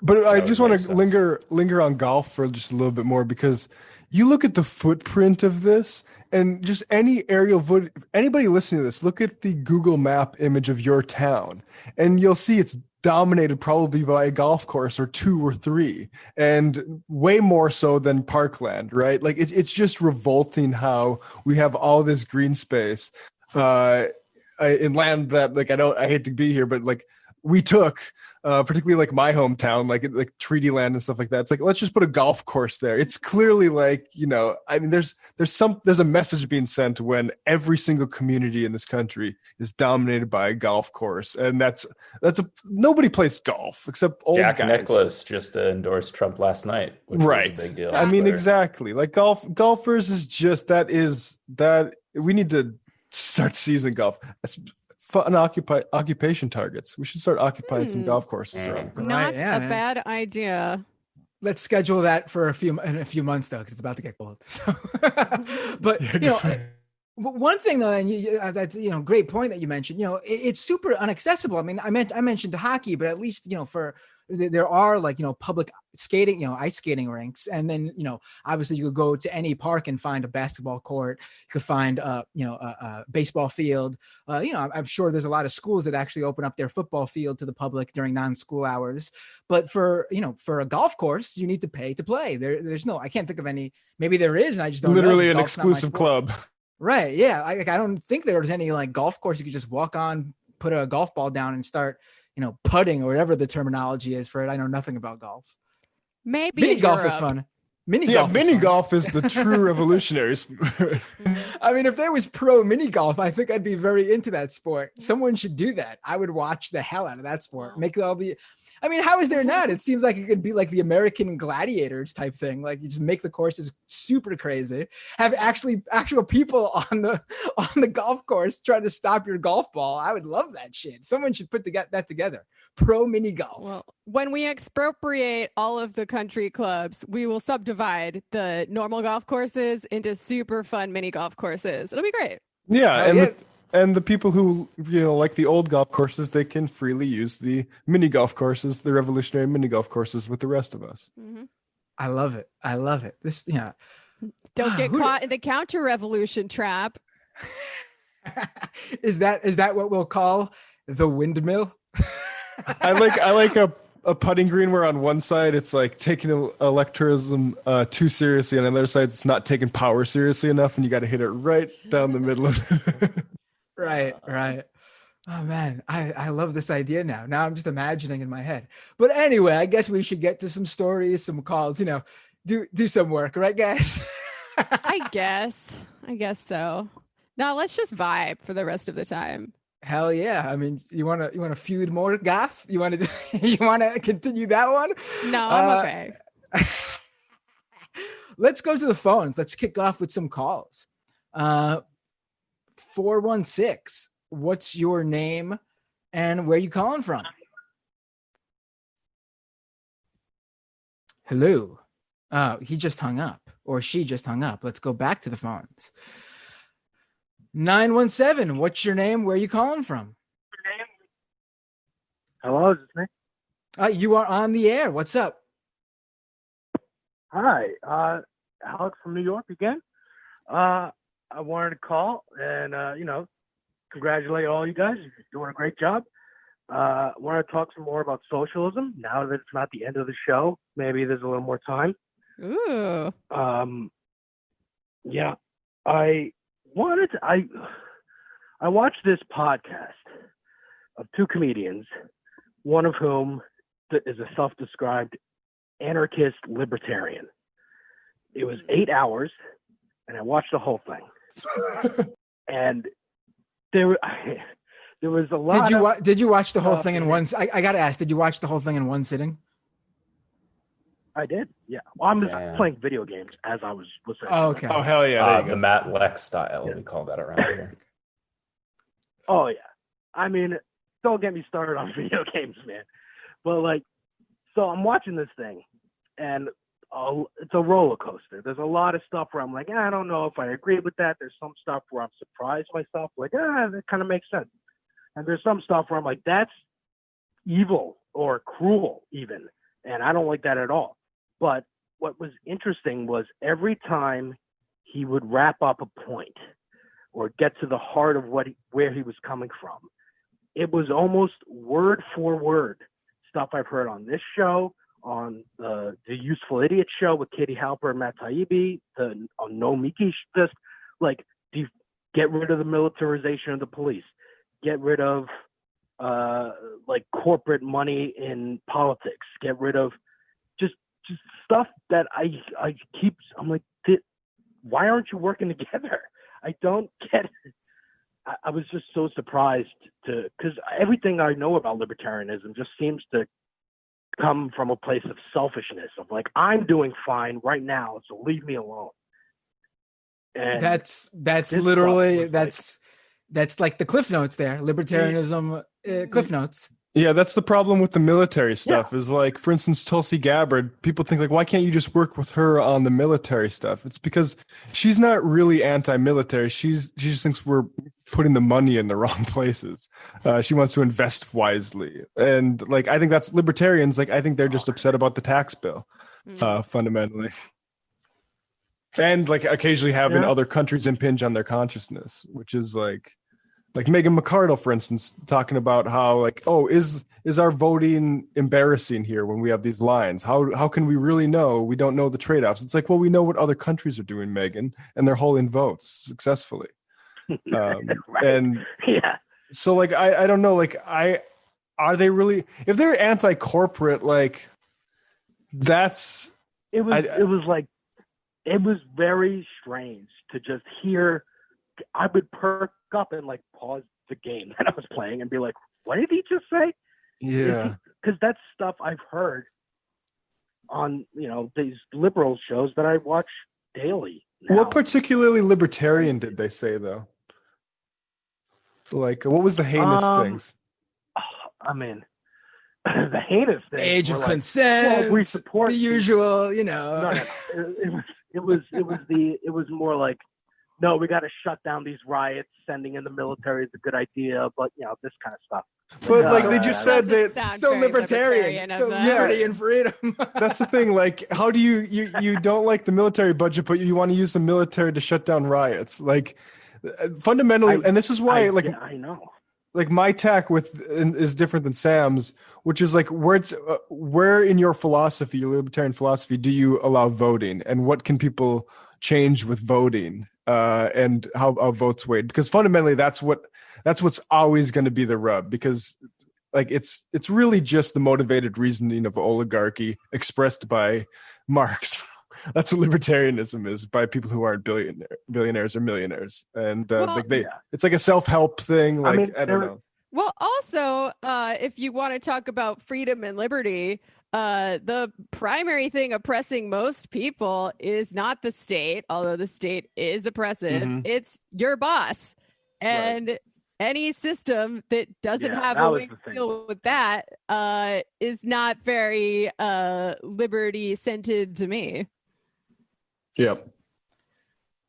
It's interesting too that they went they were discussing the military, because usually these guys are like, we should have militia groups. We should, the Boogaloo Boys should go on in there. Comedian. All right. Yeah. Well, what podcast was he's it? He's a comedian, so he Call might have him out. some what? What what's the name? Was it? Ari Shafir's podcast. Ari Shafir. The guy who was talking. No. Ari Shafir's podcast. The guy he brought on to talk with was a guy named Dave Smith from the Legion of Skanks show. Oh, okay. I know who you're talking about. I've heard Those of people are bad. Yeah. They're misunderstood. I mean, some of them are bad. I will agree. There's a lot of alt-right crossover there. The comics on there a lot. There was one guy who I watch anything he's on, Big J, but if he's not on, I'm not watching it, because it gets a little too cruel for me. I mean, are you really serious about this or not? Yeah, I've enjoyed stuff Ari Shafir has done. I don't. Legion of Skanks hasn't really interested me for kind of these political reasons of what I've just heard about that. So like that doesn't really surprise me a whole lot. Yeah. Like I mean, understand. that's a different. I mean, it's hard for me to watch it.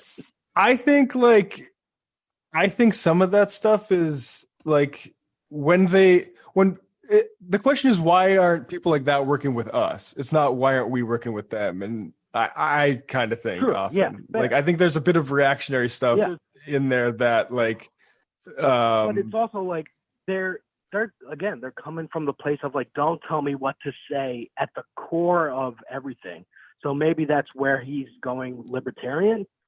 Don't tell me what to say, but somebody stop those protesters from hitting the streets. Yeah. Right. Yeah. It's a total contradiction. But, they're friends with the guy who was kicked off of SNL before he even got a chance to be on it. Uh-huh. So they're coming from like, fuck everybody. Sorry for cruising. Yeah. I mean, I get that. Like everyone on that side. Right. I mean, look, I hold some of that in my own heart, but I'll be honest, like in terms of being political allies at a certain level, you need to reach a level of maturity about certain things. Yeah. And like, I think fundamentally, and they are far from it. Yeah. You need to grow up. I mean, 8 hours and you're talking about, we agree you need to stop military spending, but by the way, like, let's deploy the military domestically to quash protest that is clearly caused by serious issues in this country. Like when you really could just be supportive of Medicare for all. That is a hang up. That's a reactionary hang up that they have. Yeah. That you'd rather put that into military than medical. Yeah. No, I agree. And a lot of libertarians are just Republicans, especially now. There's like a real libertarian to alt-right pipeline. There are very few quote unquote pure libertarians left. I actually saw the other day a t-shirt that someone made that was like pro-life libertarians against abortion, and it said underneath it, abortion is aggression. Well, there was a whole mutiny a few months back because the Libertarian Party presidential candidate Jorgensen, she had the nerve, the audacity to tweet out Black Lives Matter. And the libertarians who I guess were going to vote for her, that's what they said, turned and said, this is horrible. How can you do this? How can you stab us in the back? This is not very libertarian of you. We're voting for Trump now. I mean, this is really what it's about. Here you have someone who ostensibly, Jorgensen, would basically represent them better than Trump. And, these guys are not, some of these hardcore libertarians would actually not usually probably vote for a Republican candidate because the Libertarian Party usually does the best of the third parties in presidential elections. And because she tweeted out Black Lives Matter, their reactionary, reaction to it was to basically shoot themselves in the foot and say, screw the Libertarian Party. I'm out. Trump all the way. Yeah. I mean, that's why I was interested in watching that podcast in the first place, because look, I value comedy a lot.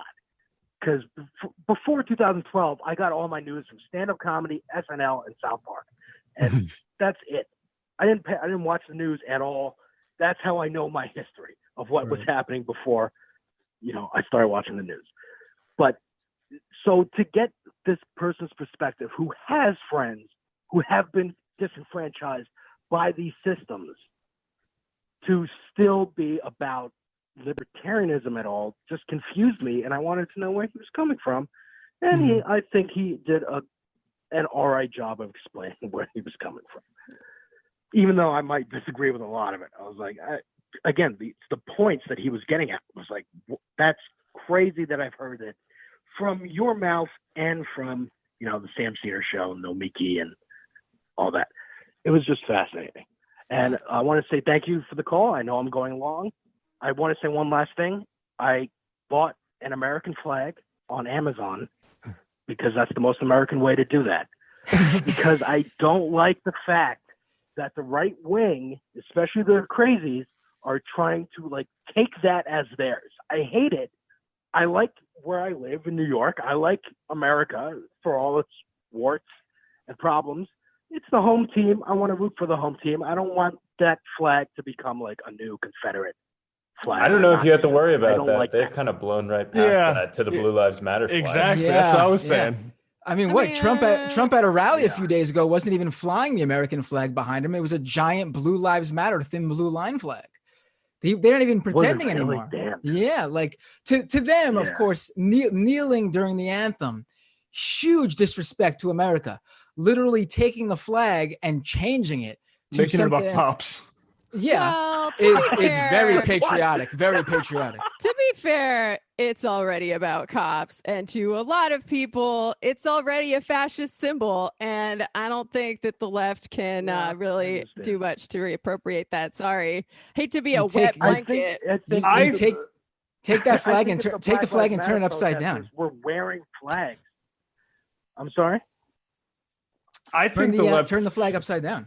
I think the left should do it. I think the left should do their own type of take on the flag, or just take the flag because they're giving up the Blue Lives thing. Because I mean, look, I understand what Jamie's saying, but I also think there's a lot of people who, in terms of retaking a lot of these things, a lot of American mythology, frankly, and who's really American and what really who are the heroes in this country, lining up say John Brown behind the American flag as opposed to say Andrew Jackson. I would prefer one over the other personally, right?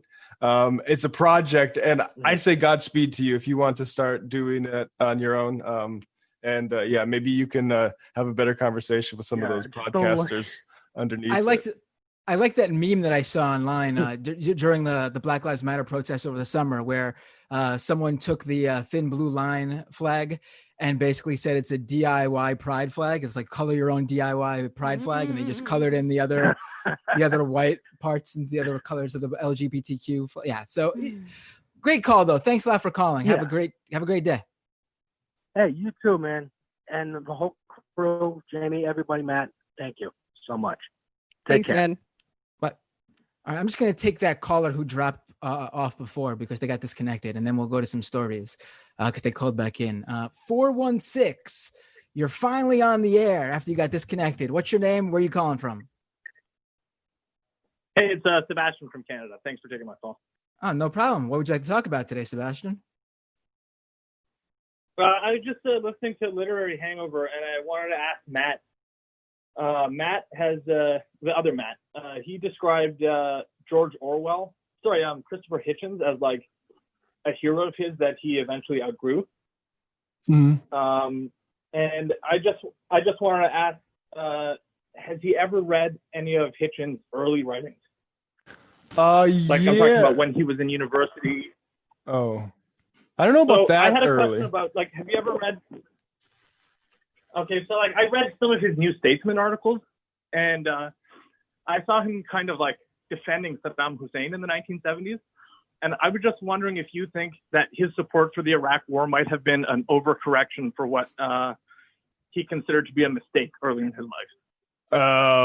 I mean, that's a good theory. I think it's probably overdetermined by a whole lot of things. I think he got really cozy to power, and being a big voice. And I think that probably had, like, the circles he was in probably had an impact. The Iraq War, like, clearly had an impact. I don't think he was super, I don't know. To be honest, I haven't seen him be super defensive about that.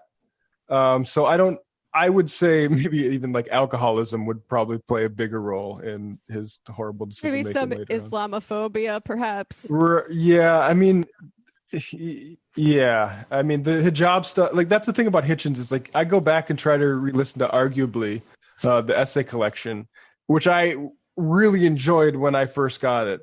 And there are some great essays in there. And then, like, every third one, it feels like, is about how Muslim women should wear the hijab or shouldn't wear the hijab. And it's like, okay, okay, Chris, like, I get that this is important to you to, like, really go after this Muslim fascism or whatever he's talking about. But, like, I mean, I don't think that's aged terribly well. But I don't know if, I guess maybe that's an interesting theory. I haven't heard much of it, but I don't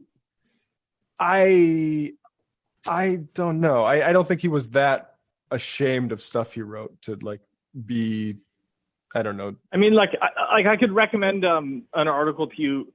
See, the thing with this stuff is it wasn't really out in the open until after he died. Okay. It's when the New Statesman started digitizing their old records. The title of the article is Iraq Flexes Arab Muscle. And it's shortly after Saddam Hussein took power.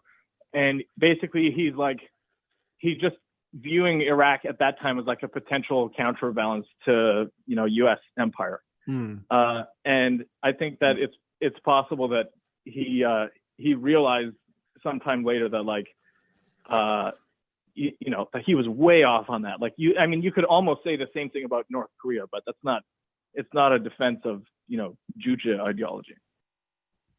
Right. Okay. Yeah. I mean, I think it's plausible. But I think there's a lot else going on. I mean, yeah, Hitchens is, yeah, I don't know what else more to say there. I mean, he's a new atheist. I mean, he was the new atheist before there was new atheism, before it became like a thing. Yeah, he was the most credible, I think, exponent of new atheism, particularly in, like, foreign policy commentary circles. Like, none of those other guys had any kind of chops.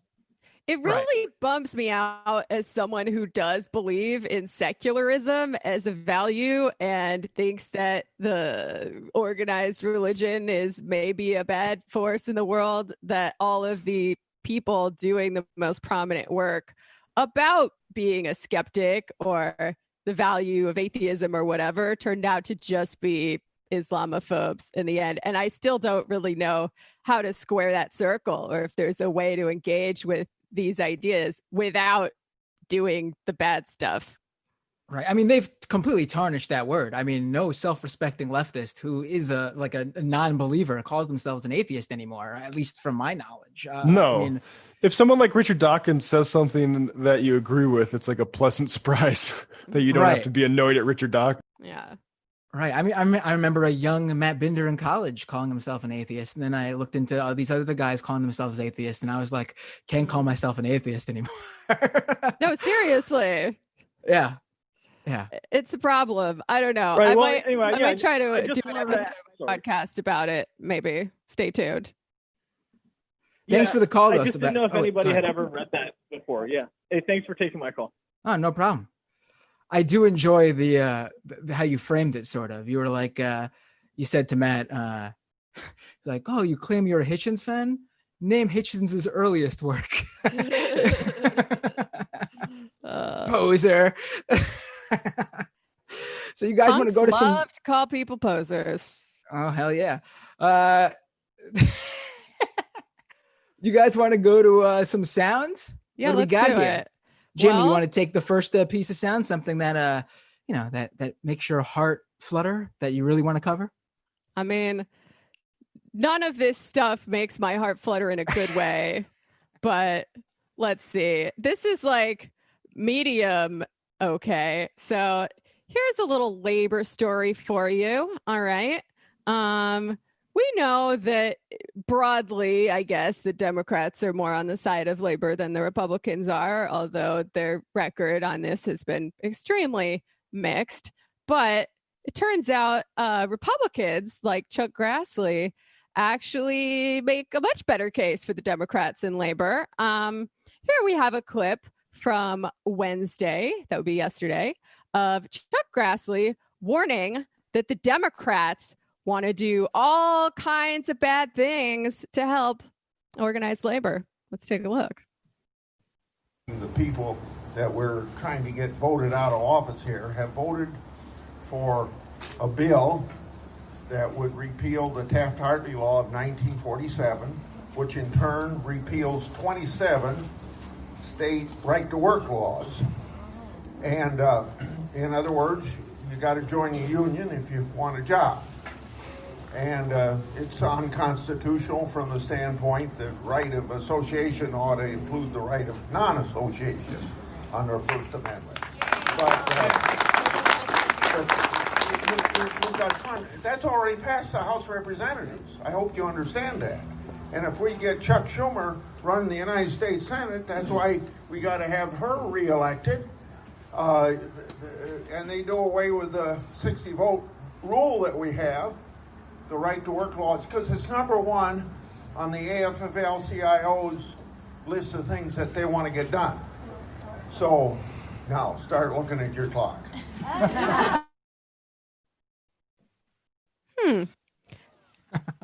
Do we think that the Democrats are actually going to do this, guys?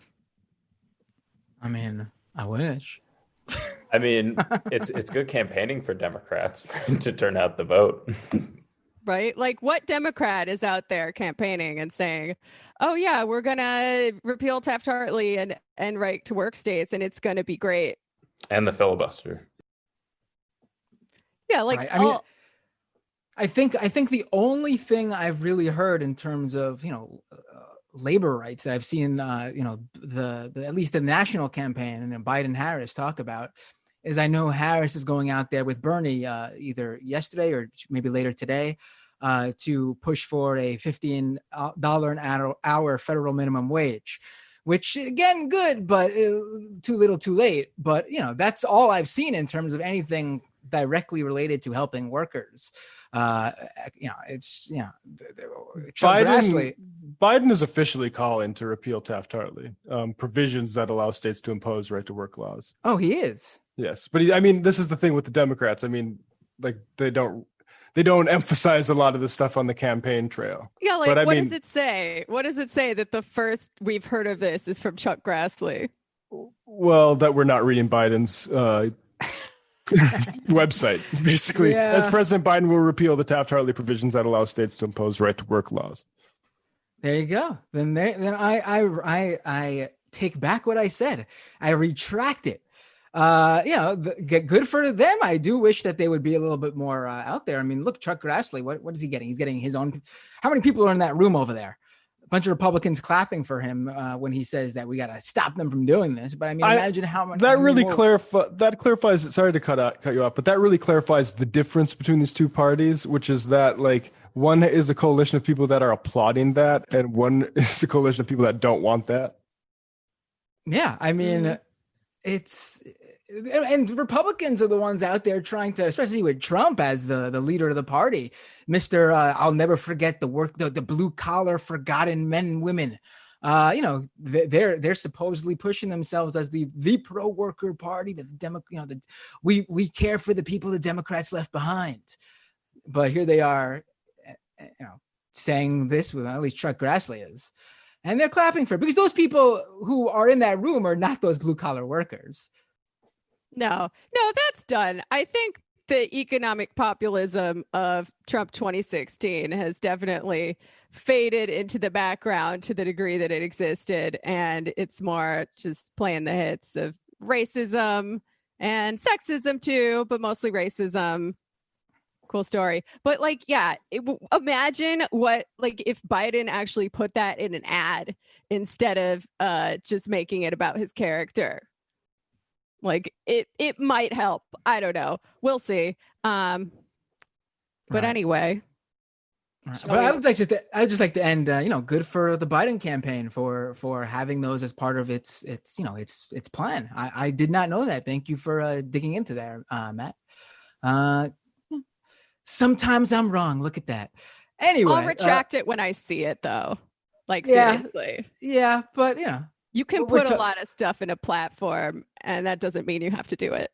That's true. But here's some breaking news. Actually, Glenn Greenwald just resigned from the Intercept. What? And I can't read. I don't have time to read the Substack that he wrote. The newsletter article he wrote on his new Substack, greenwald.substack.com. But in the summary on his tweet thread, it says, "My resignation from the Intercept. The same trends of repression, censorship, and ideological homogeneity plaguing the national press generally have engulfed the media outlet I co-founded, culminating in censorship of my own articles.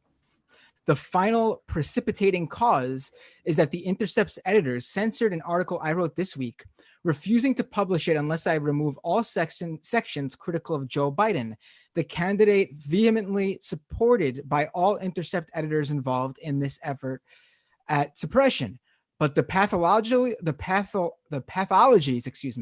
a liberalism and repressive mentality that led to the bizarre spectacle of my being censored by my own media outlet are ones that are not unique to the Intercept.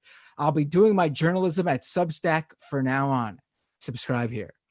Damn. I don't know exactly what's going on. I hope that what he's talking about is he tried to write about the nepotism that Hunter Biden basically benefited from, because that would be 100% in his right to talk about. What I hope, obviously any of this is in his right to talk about, but he would be right in his discussion of that. But I hope he's not trying to push any of this far right smear campaigns. Well, yeah, I think we can judge on the merits now that he's free to publish what he wants about Joe Biden. We can judge that and see what he wasn't allowed to publish. I think. Right. Like I find it a little bit rich though to paint all of this on the Intercept when to see the Daily Caller retweet it. Like, you think the Daily Caller tolerates ideological diversity? I think there might be some illiberalism there. And I'd also just say this whole thing about the Section 230 thing, which maybe we want to get into, Binder, with the crosshairs on it, but with Zuckerberg, right? And these media monopolies. But I have a problem with Greenwald's reaction when he blames journalists for that. You guys got what you want, journalists.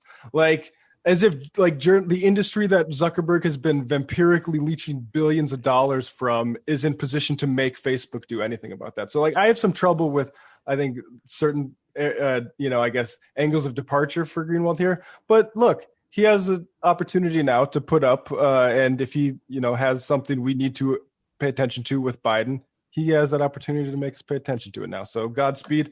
And it seems like the Intercept, I imagine their argument, and they'll probably have to make one here, is going to be that some of people were upset about certain things Glenn Greenwald was doing editorially on places like Twitter.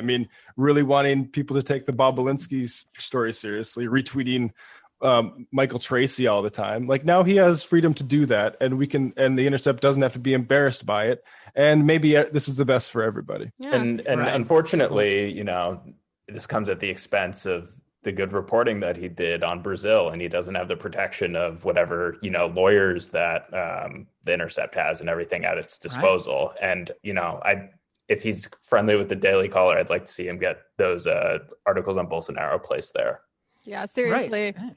I would like to know what this is, because the Intercept did not shy away from reporting on the Tara Reade story. and a number of other stories I could think of that were, critical of the Democrats. Yeah, Greenwald is someone who, in my opinion, has done such an enormous amount of good work that, usually when he goes on these, right-leaning opinions, I sort of like let that slide. Although I'll criticize it and disagree with it, but it doesn't really affect my overall. Yeah, it doesn't affect my overall opinion on Greenwald. There's some other people who are going, who are going way too far right, who I used to respect a lot more. But Greenwald, I feel like, has been fairly, there's certain things, like I said, that he swings that way. But generally, I think the good has always outweighed the disagreements I have with Greenwald. Well, if he's anything like Matt Taibbi, I'm sure he will use his Substack as a chance to do really rigorous, independent journalism and not just whine about cancel culture. Yeah, Taibbi is exactly who I was referring to as someone I'm very disappointed in. He is. So far, I don't think he is on the same level as Greenwald in terms of what I just described. Greenwald has not strayed that far as Taibbi has. I mean, they're working together, I think, is what Greenwald said. I believe that's right. They're going to be working on Substack stuff together. And I agree. I think Greenwald and Taibbi, I value a lot of their previous work, and I think I just really disagree with a lot of their punditry. I think it's short-sighted. Right. And I think the media criticism should stay on a personal blog and not, some outlet, which seems like that's what's going to be happening. Right. Who cares? No, things like this just make me realize that Sam's pretty good for a Gen Xer. Right. So, Matt mentioned Section 230. So let's get into this, because yesterday, and I watched the whole thing because I was covering it. Yesterday was the big, yet another big tech hearing, congressional hearing on big tech with CEOs from Facebook, which is Mark Zuckerberg, Twitter, Jack Dorsey, and Google/Alphabet, which is Sundar Pichai. And they basically, via Zoom or whatever remote app they use on Capitol Hill, basically called in. And, this was ostensibly on Section 230. For those of you who don't know, Section 230 is basically the law that's part of the Communications Act that allows platforms to basically take user-generated content, allow it to be published on their platform, and they can't be held legally liable for it as long as it doesn't break, obviously, federal criminal laws. They have to remove things like, child pornography, drug sales, things like, things of that nature, copyright infringement. But when it comes to people's opinions, things that could cross over maybe into slander, if argued by the right lawyer, they generally can allow that sort of stuff and not be held legally liable for it. Addendum, the user who posts that stuff would be held legally liable, not the platform that gave that person a place to post that stuff. But anyway, this big tech hearing was on Section 230, and Republicans used it as yet another way to attack the tech CEOs for supposed, and I would like to add unfounded, and I'd like to underline that, italicize that, bold it, unfounded claims of anti-conservative bias. And they've done this multiple times. Every time they get these big tech CEOs in the hot seat, there's so much to hit these guys for: antitrust, monopolies, other regulation, ways that they other content moderation things, such as the flow of misinformation and hate speech on their platforms. But these guys spend the time to basically talk about how their posts aren't being shared as much as they'd like their posts to be shared, which is ludicrous. You guys might have seen Don Jr. complaining that the Instagram gods weren't allowing his Instagram videos to be spread as much as they usually do. And the video he was talking about literally had 250,000 views. That's what he was disappointed with, only 250,000 views. And so, Ted Cruz pushed this as a boxing match. He had promoted it with these graphics pitting him against Jack Dorsey. And his big thing was what Twitter did to the Hunter Biden New York Post story. And Twitter has actually come out and said that they accept they were wrong in their initial reaction. And I agree with that. They basically outright banned the New York Post story from being published in their tweets for that day, basically while they had fact checkers look into it. That was a bad move. They shouldn't have outright banned it. Facebook had the better response, in which they basically restricted the flow of it being shared. Basically, if you saw it, you could share it, but the Facebook algorithms weren't going to push it in your feeds until it got fact checked. But the way it was promoted was basically the Republicans using it to basically boast to their own supporters, look what we're doing, to fight big tech, who is censoring only conservatives. And Senator Brian Schatz, a Democrat, brought up a great point that basically it's bullshit, because what ends up happening every time Republicans do this is these social networks and social media companies and tech platforms get scared about the press they're going to receive, which obviously they feel like will result in sort of blowback from advertisers who want to obviously advertise on a neutral platform. And so they overcompensate. Facebook alone has hired a number of former Republican operatives and lobbyists in high-ranking executive positions within Facebook. We have seen actually in leaked emails, messages between backroom messages that are for only Facebook staffers. Zuckerberg himself basically come out and say that, listen, we need to be more lenient for conservative publishers, because we don't want to come across as too liberal, even though most of our staff is more liberal, because most of our user base is conservative, and we need to obviously provide a product that's good for them. And the most telling to me was this clip. And I'll get into the whole hypocrisy of their battle against Section 230 now in a second. But let's get to this clip of, I believe it's Marsha Blackburn, right? Marsha Blackburn, Republican Senator Marsha Blackburn. She set up a nice little background, by the way, where she was also zooming in from home during this hearing. And she basically threw her book up in the background so she could promote her book during this congressional hearing. But anyway, here is Marsha Blackburn with, she has about 5 minutes to say whatever she wants to these major tech CEOs, some of the most powerful people in the world. And this is how she spent that time.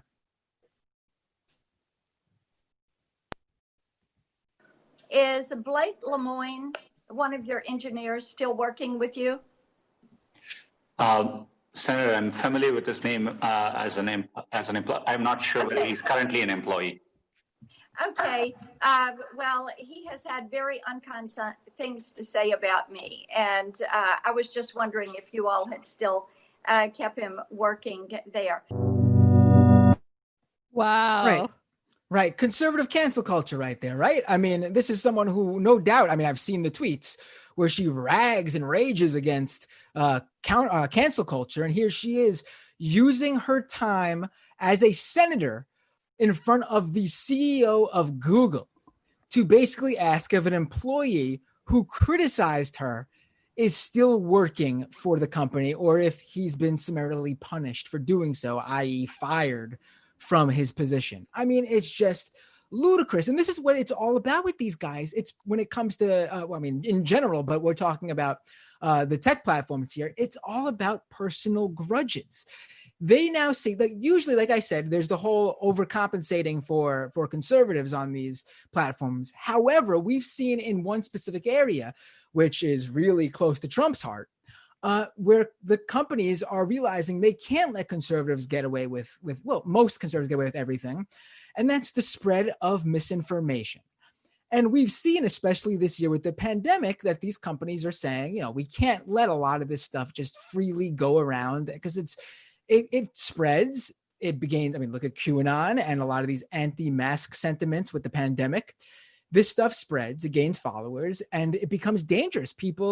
This misinformation is actually harmful to people's health. People can die from this stuff. So they're starting to actually take this stuff down. Facebook doesn't allow any QAnon content anymore. And what my opinion on this is, conservatives see this and they say, if we're going to lose our platform here, if we can't lie anymore, then we're going to make sure everyone else gets censored too. If we go down, we're taking everybody down with us. And that takes me back to Section 230. Conservatives want to roll back those Section 230 protections, because what Section 230 does, like I mentioned, it protects the platforms to allow us basically to say anything that isn't illegal at the federal level. And by rolling back those protections, these companies will have to be more careful about what they allow. If you criticize a company, maybe Google or Facebook or Twitter will say to themselves, this looks like it could open us out to some lawsuits. We can't have them write this critical review of this company. We got to take this down, even though it has nothing to do with hate speech or misinformation. We just can't, it's too risky for us. Imagine YouTube not letting you share certain opinions via your videos. Even, imagine you can't talk about aliens or Bigfoot conspiracy theorists on YouTube because they don't want to deal with any sort of legal liability from someone going out there and trying to find Bigfoot and getting hurt and coming back to sue Google or YouTube. And this will also affect you and your website, small website owners and bloggers and personalities online. If you're running a show like we do here on the Majority Report or with Antifada, Doomed, Literary Hangover, the Michael Brooks Show, etc. If a commenter on your blog leaves a comment and some company comes across it or some individual comes across it and they find that it's slanderous to them or it hurts their feelings or something, and they decide to sue somebody, you will no longer be protected by those Section 230 laws if they're rolled back. So that means those people can sue you too for some anonymous a-hole's random comment on one of your blog posts. So that's why this is extremely dangerous. I don't know, there's no way this isn't, and don't be confused here. Usually after these tech hearings, you see a lot of these opinions out there going, it just shows how dumb and out of touch and old these Congress people are. You think Ted Cruz is so out of touch he doesn't realize what Section 230 would do? I mean, he knows. Ted Cruz isn't stupid when it comes to this stuff. He knows. So that's the play there. They want to, if they're going to be censored, they're going to even the playing field and censor everybody. And that's the ball game here. And I want everyone to be onto that. Even you people who aren't maybe so leftist or someone who doesn't like, PC culture and thinks that someone like Ted Cruz is fighting for your free speech rights. He's not. He wants to censor everything you say pretty much, just so it's, just so the same rules apply to everyone. These people don't give a shit about free speech. It's free speech for me and not for thee, which is why I think it's a mistake to look at a principle like this as some neutral thing in a vacuum, right? You have to look at who's using it and for what. And I feel like it usually redounds to the benefit of the right. There are lots and lots of other factors that you need to look at besides just is freedom of speech being restricted or not when you make a judgment call on a number of things. But let me ask you, Matt, because it seems to me like this is the same principle that was at play in Sesta Fosta. Is there a connection? Has anyone brought it up in reference to these hearings? By which I mean, I should explain this a little bit. By holding websites and platforms accountable for when sex workers place ads on them, these laws have effectively put a lot of people's lives in danger because sex workers have had to move off the internet and into the streets, and it really hampers their ability to screen clients and keep themselves safe in all sorts of ways. So I'm just wondering if there's been any conversation around that. There really hasn't, and that's a great point. I mean, a lot of, you would think that, again, if one of the major tenets right now, on the far right at least, and the conspiratorial right, is this whole idea of sex trafficking, buoyed by the growth of the QAnon conspiracy theory. And for those of you who need a little update on that, QAnon is basically a movement where its followers and believers think that President Donald Trump is waging this secret war against a global satanic pedophile ring that just happens to be run by all of his political enemies, like the Hollywood elite and the Democratic members of the Democratic Party. So, you think they would care about that issue, but they just don't, because in their estimation, sex workers are leftists and bad, I guess. I mean, they don't think that. Also, you have to understand that this is also an issue where people just are uneducated. They personally see sex work, legitimate sex work, safe sex work, because it's still illegal due to the laws of the government. They view that as just as bad as, sex trafficking and things like that. There's no, they don't they're not educated enough in this area to understand that, adults consenting to this stuff should be allowed to do it, and they should be able to do it in a safe and protected manner. To them, it's all bad. So, that's just those laws are good to them. So no, you don't hear about it from them at all. I mean, it's truthful. But I think you're right. Like, it is two prongs of the attack against, speech on the internet, right? Like I've seen Section 230 specifically come up with regards to that, Jamie. I haven't seen it come up so much currently, but that is the exact same principle, exactly. And yeah, I think it is just like in the McCarthy era, where basically the government's like, oh, we have this insanely powerful propaganda machine in Hollywood, we need to get that under control. That's what they're maneuvering to do with this stuff too. Right. I mean, I wish that we lived in a world where people could say whatever they want online, and everyone would be, smart enough and educated enough and understanding enough, and in a mindset where they could, just basically take it for what it is and think about it, and not go out there and harm someone else, harm themselves, and act upon it. But we don't live in that world. And I think we as a society have some responsibility to say, if someone is spreading stuff that will lead to someone getting hurt or hurting others, and people can die from it, then maybe those people should not be out there spewing this stuff. I mean, I've seen so many, I forget what it is, elemental tonics, or it's some kind of alternative medicine sort of thing. I wish I could remember the thing, but it's damn. But it's like this sort of concentrated chemicals that is supposed to be an alternative medicine, but actually you can poison yourself with it. And that stuff is that's Facebook. There's all this apolitical poison too being transferred through Facebook. And I don't really know, fundamentally, I think the start of this is you have to break these companies up from their advertising sides of things, because it's now that you have the most horrible propaganda machines in the history of the world, controlled by monopolies that we don't really have a count over, it's hard to know what the real solution here is. Yeah. I don't wish, know. because how do you even break up Facebook? You separate the timeline from the list of friends. I feel like it would be very hard to do that. The first thing you would do is separate Facebook, Instagram, and WhatsApp. Yeah. That's ludicrous that they have those three platforms under Oculus too, while you're at it. Yeah, I mean, just... I'm sure they own all kinds of shit that they shouldn't be allowed to own, but everyone is still going to use Facebook. What do you do about that?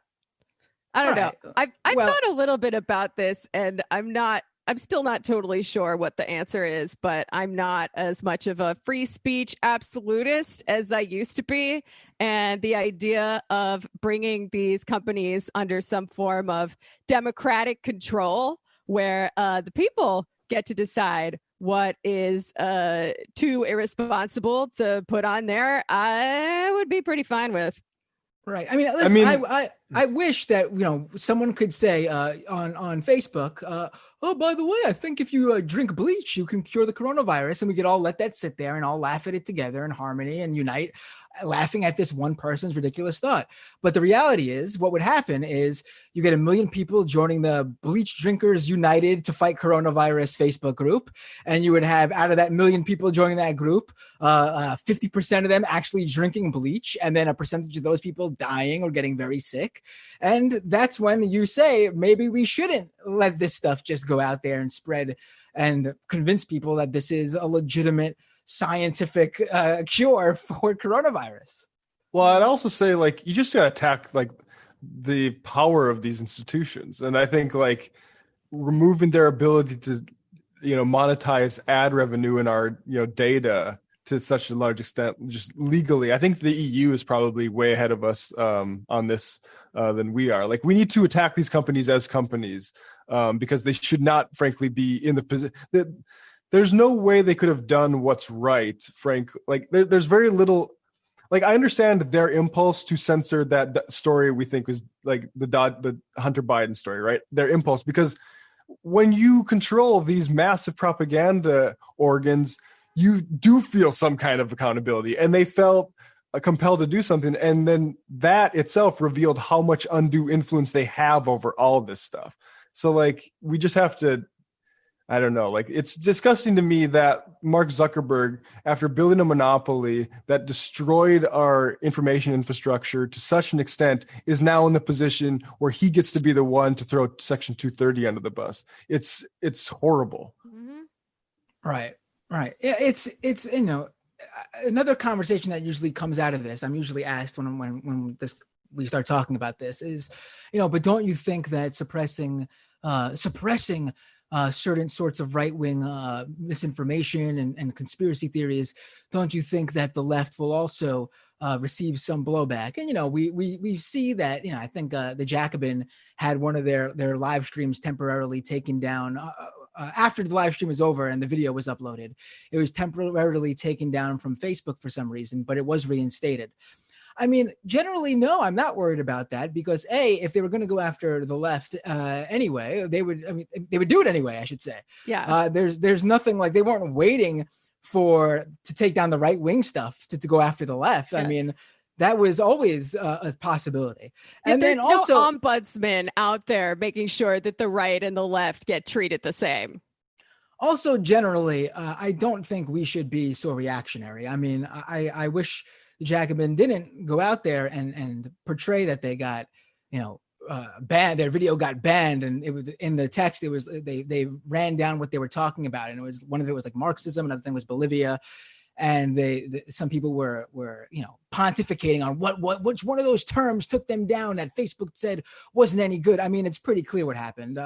One of two things: it got flagged for some reason by one of Facebook's automated systems. Someone brought it to Facebook's attention and they fixed it because it wasn't supposed to be flagged. Or B, someone reported it, or a number of people reported it, probably maybe even a right-wing campaign to take some of this stuff down. And it got temporarily taken down by this reason until Facebook saw what happened and put it back up. I mean, we can't, it sucks that stuff happens. But if we're talking about content being taken down for a few hours and Facebook quickly goes and fixes it and says we were wrong for taking it down, we really can't go out there and play the same game the right does. It's just ridiculous. Yeah. I mean, look, we are in an info war, right?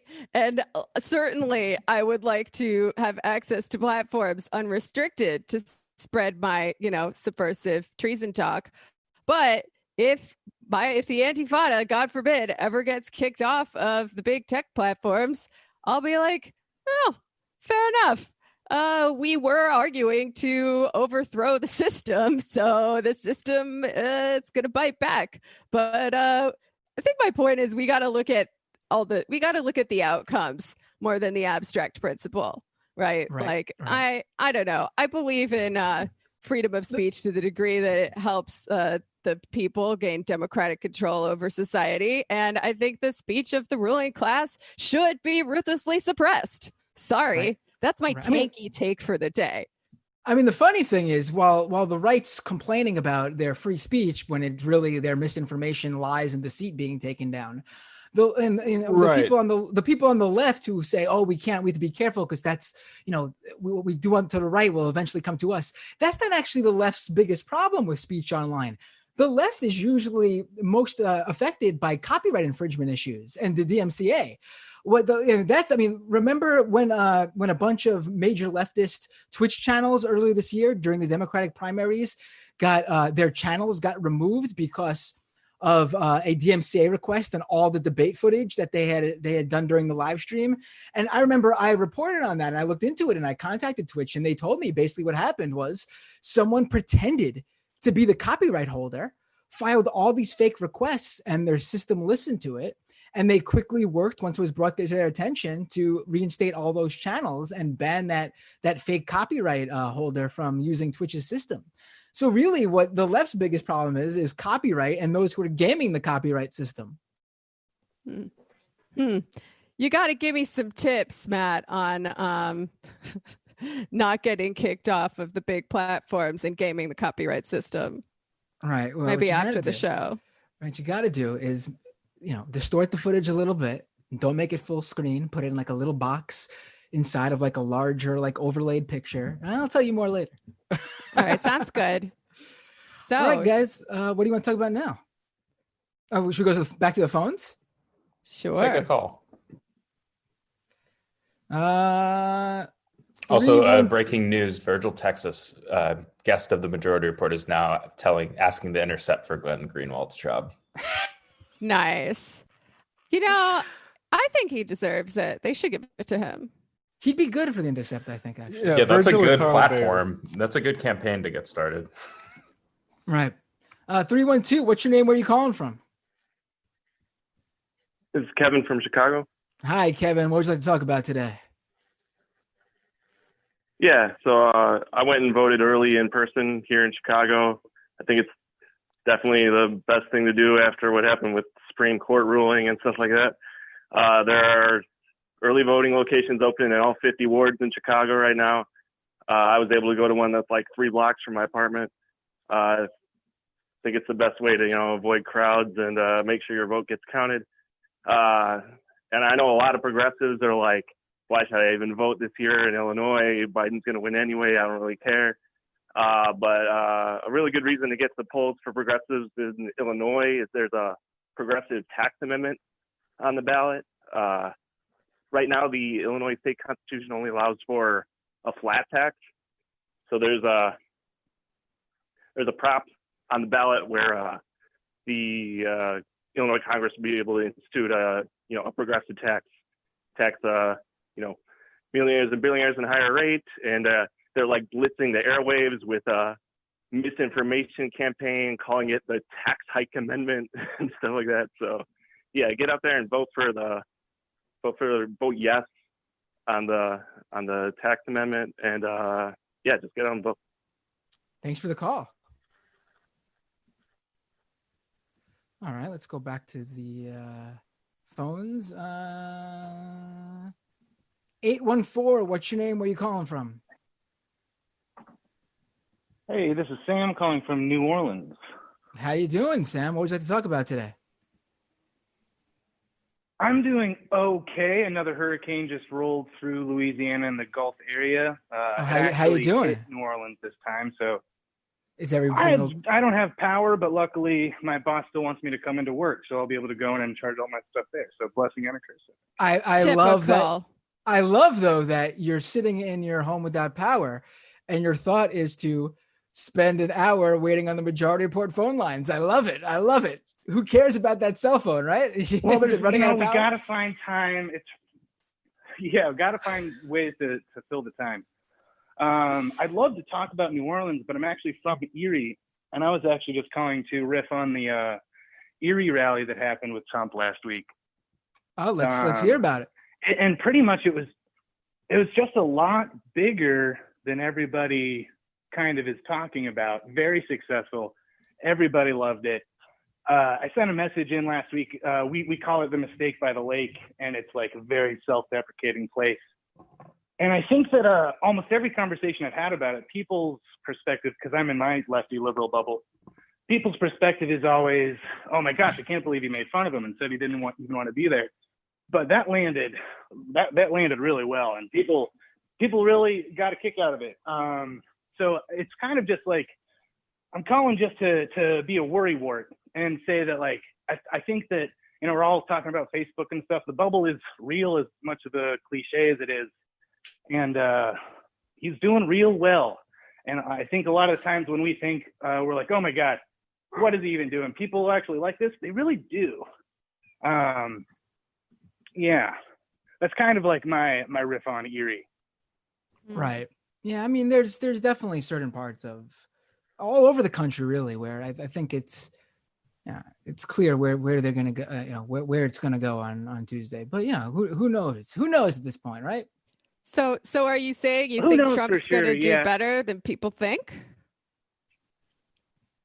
I very much think he's going to do a lot better than people think. Yeah. I Also, think that, we can't really I feel like we can't I'm one of my really only judge friends by who feels those that way rallies, too, though. but- We can't really judge by those rallies, though, because I mean, obviously, all Trump's biggest supporters are going to go out to his rallies. I mean, doesn't necessarily mean that. I mean, For sure, and they were bussing people in from out of state. They were definitely bussing Ohio and New York people in. So that's a real part of it as well. I mean, I would say this. It's obviously you should not sit home and think you know what's going to happen if you are intending on going out there and voting. Vote like it's still up in the air. Honestly, it can go either way, I think. I just also think that it's headed much more in Biden's direction than it ever headed in Hillary's direction. Again, not saying be complacent, not saying, we got it in the bag, sit back and relax. Absolutely not. I'm just saying that's just what it's looking like via all the polls. Oh, yeah. And for sure, this is me being a total worrywart. There's storms every day. Places are underwater or on fire. So I'm just calling the majority for it to worry with y'all. And I appreciate that. All right. Thanks for calling in. I love to be worried. So I appreciate you doing that. Take care. Good. Do we have any other stories or sounds? We have you a want to lot. Get to? You want to get to one or two more sounds, and then we could maybe take, if we have another time for one more call, and then we could wrap up the show. Sure. We have too many today, actually. Let's pick something your call, Jamie or Matt. Oh my God. Pick something really, really good. Really good, guys. All right. If I'll go, if no one else is. I know we already talked about these hearings, but I think this is a really fun example of yet another Republican being mad online. We got, Ron Johnson talking about a satirical ? Tweet that someone made about him. And he too wants to speak to the manager and say, when are you going to do something about this? Check it out. Dorsey, you talked about your policies toward misinformation and that you will block misinformation if it's against civic integrity, election interference, or voter suppression. Let me give you a tweet that was put up on Twitter. It says, Senator Ron Johnson is my neighbor and strangled our dog, Buttons, right in front of my 4-year-old son and 3-year-old daughter. The police refuse to investigate. This is a complete lie, but important to retweet and note that there are more of my lies to come. Now, we contacted Twitter, and we asked them to take it down, and here's the response. Thanks for reaching out. We escalated this to our support team for their review, and they have determined that this is not a violation of our policies. So, Mr. Dorsey, how could a complete lie, it's admitted it's a lie. It says it's a lie. How does that not affect civic integrity? How could you view that not as being election interference? Let's face it, that could definitely impact my ability to get reelected. How could that not be a violation of voter suppression? Obviously, if people think I'm strangling my neighbor's dog, they may not show up at the polls. That would be voter suppression. So why didn't Twitter take that? By the way, that tweet was retweeted something like 17,000 times and viewed by and loved, commented, appreciated by over 50,000 people. How is that not voter suppression? How is that not election interference? How does that not affect the civic integrity? Voter suppression. We'll have to. God, I sent you the tweet, Brendan, if you want to pull it up on the screen while Matt talks. Go ahead, Matt. I wish I was Zuckerberg or Dorsey in this position, because honestly, it's like what does this tweet say? Senator Ron Johnson. Okay, Mary T. Hagan.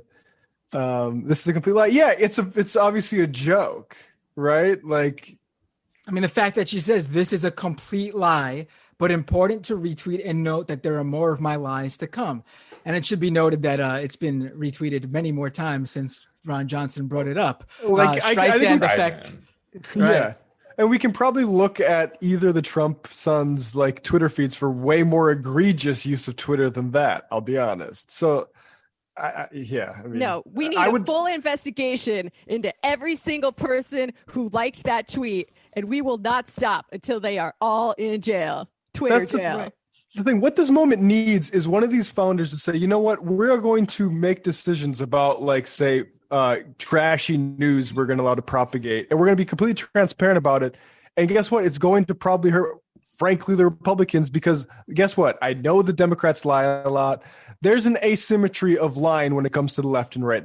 I I will argue anybody that. And I would not operate a social media platform without that in mind. And like, if they say, okay, then we have to regulate you for editorializing, then it's say, let's have that actual fight and do it. But like, none of these guys are going to stand on principle. And so we're going to get this like wormy way of, and it's going to allow them to regulate it in a way that's going to be unfavorable to the left. I'm pretty afraid. I just find it a little suspicious how fervently he denies the fact that he killed his neighbor's dog in front of his kids. Like, don't you think that's a little bit sus? Very sus that he won't deny that lie. I agree. Particularly when it sounds like something about the was it the Huckabee kids? Oh, right. One of the Huckabee kids actually. Mike Huckabee's son. Yeah. So it's Wasn't it Mitt Romney falsely attributed who, information. Put the Mitt dog Romney- on the roof of the car? Right. Yeah, that's- These guys do not have a good track record with dogs. yeah. Right, I mean, where there's right. smoke, where there's fake tweets, there's fire, guys. Right. Even in these fictional scenarios, they don't have good track records with dogs either. Fictional Ron Johnson hates dogs. They're always sending the cops to shoot people's dogs. I'm Right, but look at- suspicious. but look what they're complaining. Like Matt said, look what they're complaining about. This to them is the egregious lies and misinformation on the left. A joke where the tweeter actually comes out and says right in the same very tweet, you can't read the first half without reading the second, that this is a joke. This is something I've made up. It's funny. This is to them the equivalent to a tweet saying there is a sex trafficking ring in the basement of a pizza place in DC. Someone should go down there and save those children. I mean, that's the equivalent to them. One is the other. They're just analogous to them. It's the same exact thing. It's ridiculous. Well, this is what's kind of brilliant in a bad way about the right's relationship with humor and satire, right? Like Trump does it all the time. You can hang out a bunch of crazy shit, and then if people get mad or people call you out on it, you can be like, just kidding. It was a joke, guys. Don't you get humor? Yeah. Right. I mean, and we should add this at the very end here. If you go to, Facebook, for example, and look at the 10 most popular posts, literally any day that ends in a Y, you can find that at least 7 to 8 of those posts, if not all 10, are dominated by right-wing outlets and personalities. You'll find Fox News, Ben Shapiro, probably 5 of the top posts will be from Dan Bongino. It's ludicrous that these guys are unable to get their message across on these social media platforms, according to them, when they're practically everything is running in their favor and they're gaming it all to dominate the platforms. You guys want to go to back to the phones? Sure. Let's talk to the people. 225. What's your name? Where are you calling from? Is this me? This is you. Hello? Hello. Hey, this is Sam from Baton Rouge. So you get Hi, 2 Louisiana callers in a row. I love it. How are you doing with the hurricane? Oh, we were on the west side. No, west side's the best side. So, so we you didn't get were in anything. the But I'm clear. sending my love to the New Orleans crew down there. Got it. And I just want to point out that I've noticed that there's a lot of lefties from Louisiana that call into the show. And if people would just get out and vote here in Louisiana, like Nomiki says, we could actually flip this state blue.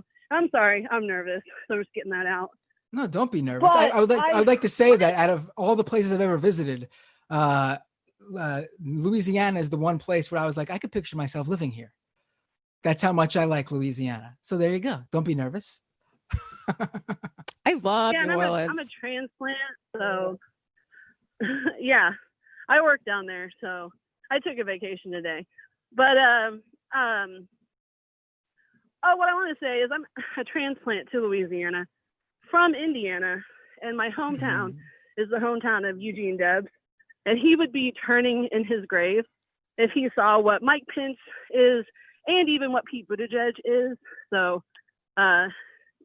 Indiana has come a long way, and Louisiana, for that fact, has come a long way from the socialist roots that both states actually have. Right. But what I wanted to call about was, so my theory is that on Tuesday, I think that Biden is going to be up, and I'm pretty sure if Biden is up, that Donald Trump is going to flip out and tell all these states that they absolutely must count all the ballots until every single ballot has been counted. And I kind of wanted to get your opinion on that. Is that even a possibility? How quickly do y'all think that he would switch? And do you all think that the Supreme Court would also go along with him flipping and saying, okay, now we have to count the votes? That's a good question. I mean, it really depends. I mean, if it's an overwhelming victory for Biden, it's going to be really hard. I mean, it's not exactly the same, but you could just see how in Bolivia, the results came in for Mas, and it was overwhelmingly in their favor. They even got more of the vote than they did when the right wing in that country were claiming that Evo Morales cheated and the votes weren't legitimate. They got more than that election for Mas. So, and that very night, the fascist coup leader, Jeanine Áñez, basically came out realizing that there was such a mandate in the favor of Mas. There was nothing to really even argue.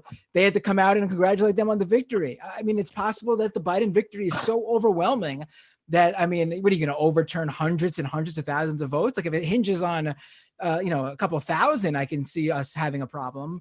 But if we're talking an overwhelming victory for Biden, then there's nothing Trump can do, really. Yeah. They will try.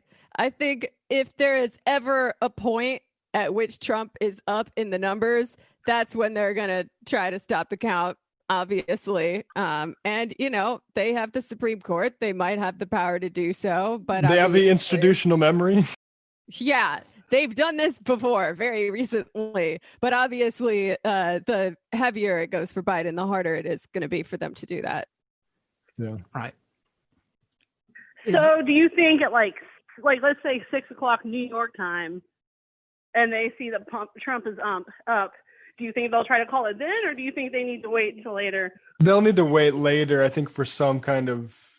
I think that's too early because places will still be voting 6 p.m. New York time, right? Like they won't be able to do it until later in the evening if they try it. But I think, but that is an interesting thought. Like if election night goes for Biden in a landslide, would they decide that they do want to count all the mail-in ballots? I would say, I don't know. I would say no, just because they think and they accurately can predict that the mail-in ballots will also favor Biden. Like we've seen polls, like if Democrats plan to vote via the mail at much higher rates than Republicans. So they might not waste their time on that. Yeah. Okay. Well, that was just like a thought I had. But hey, you guys need to start a poll on when Jimmy Dore is going to be starting to collect that sweet, sweet Coke money, because I think give it 6 more months, he's going to be on Tucker's payroll, or he's going to be on the Koch brothers payroll. And also, look, I just want to say quick, I agree with you that he might appear on Tucker a whole lot, but I will say he was on Tucker recently using it to tell Trump to pass more stimulus in a way that wasn't like blaming Pelosi for everything, which was frankly a nice breath of fresh air from Jimmy. So I would say, if he does that on Tucker, fine. But yeah, I mean, I don't trust his politics. okay, yeah, that's a good point. But as a transplant, like I said, I'm from Indiana originally, and I didn't live there whenever Mike Pence was our governor, and I'm sorry to the world for him on behalf of Indiana. But let's keep in mind that the person who is overseeing this coronavirus response is responsible for the biggest HIV and AIDS outbreak in Indiana's history. So it's very predictable. I'm surprised that Trump has not thrown him underneath the bus, that he would respond to the coronavirus like he is right now, because he is obviously very anti-science. And I really think that this whole evangelical thing is tying in to like what's going on in our country more than we know.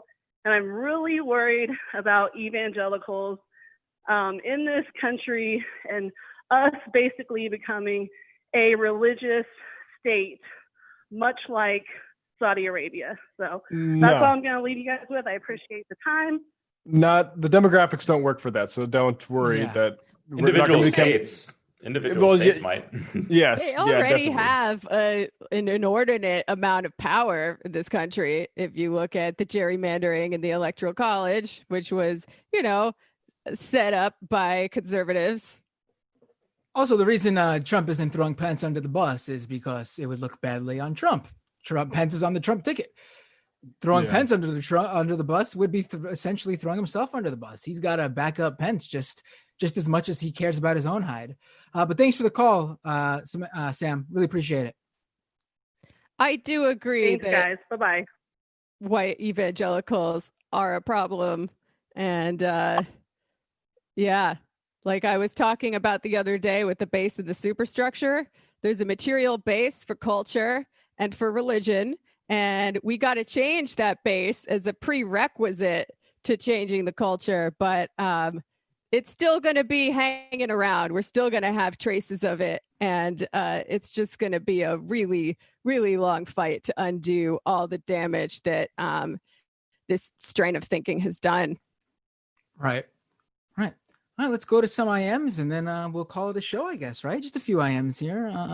Let's see. Cave Dweller says, I work at DHL. Every inch of our warehouse is on camera. Very unlikely an employee would be able to do this. Talking about Tucker Carlson's, I was going to say Tucker Carlson's package, but maybe I should rephrase that. Mo says, I listened to the Antifada episode. Lots of fun. I watched Host, not as fun. Best horror movie of this year to me was Dr. Sleep. Y'all seen that? The main witch is super hot. I've not seen Dr. Sleep. I like Host. Yeah, I thought it was scary as shit. I'll check it out, the witch movie, but I'm not usually scared of movies where the witches are supposed to be bad, even if they're like really bad in the movie, because I'm like, I feel like I would be on the witch Talking about side. the A24 witch movie? No, Dr. Sleep, I think is what we're talking about. Are you talking about The Witch?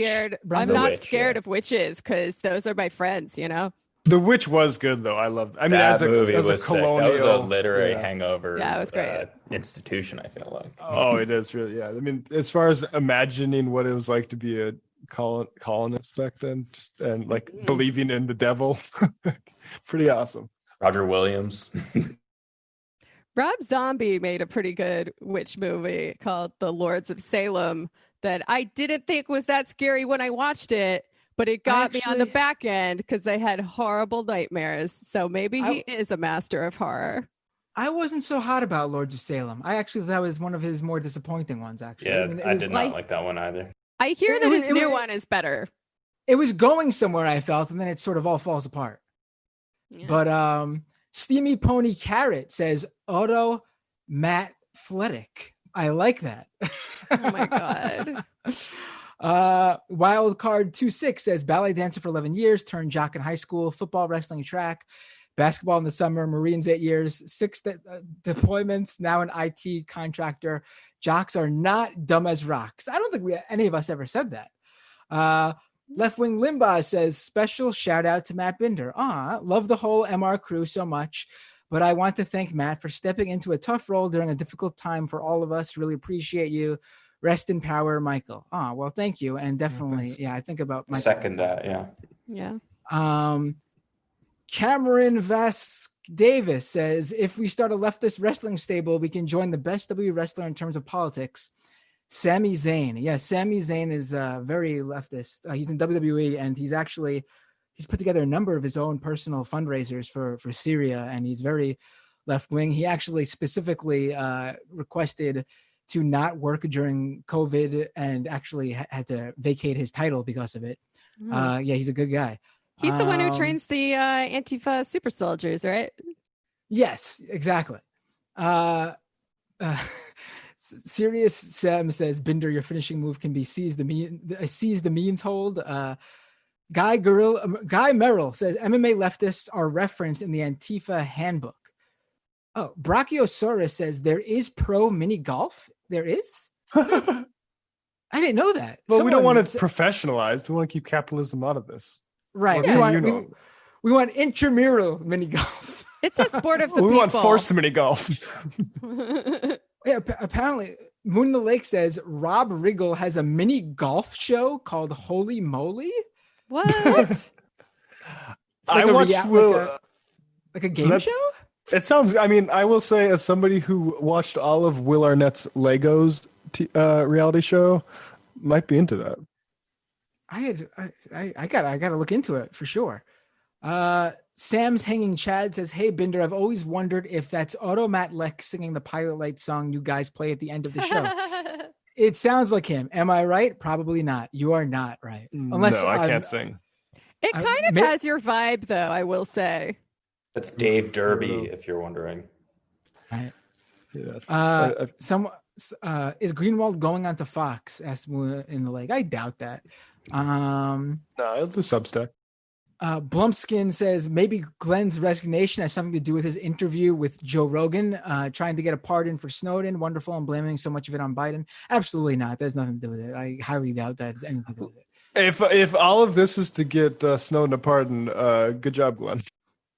Serious Sam, Binder, will you still be a contributor on Thursdays now that Emma is coming on board the crew? I just want to say welcome to Emma, and to answer your question, Sam tells me nothing. I got no idea. Who knows? Do you guys know what's happening to me? No. I don't even know what's happening to me, all right? Nothing's happening.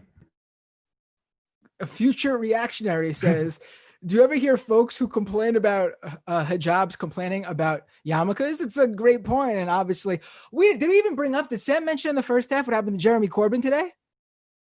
No, we need to headline that tomorrow. Okay. All right. We'll talk about that tomorrow. Yeah. Okay, good. But yeah, it's very infuriating. Yes. Let me pass by some of these IMs and finish with these few. Hey, did you guys talk about Lev Parnas? Says Jake the teacher. Nancy's second fridge says there was a pro mini golf in Futurama with a bigger carbon footprint than regular golf. Oh no. That's hilarious. We'll run it on vegetable oil. Right. Thank you, Jamie, for saving my dream of pro mini golf. Onward for Michael says, I wonder if somebody could set up a reverse 911 sort of thing to call leftists in the case that Trump attempts malarkey about 2 a.m. West Coast, 5 a.m. East. Is what? Am I missing something here? Mm-hmm. All right. I guess there's a few more, but we'll end with Liam on a positive note here.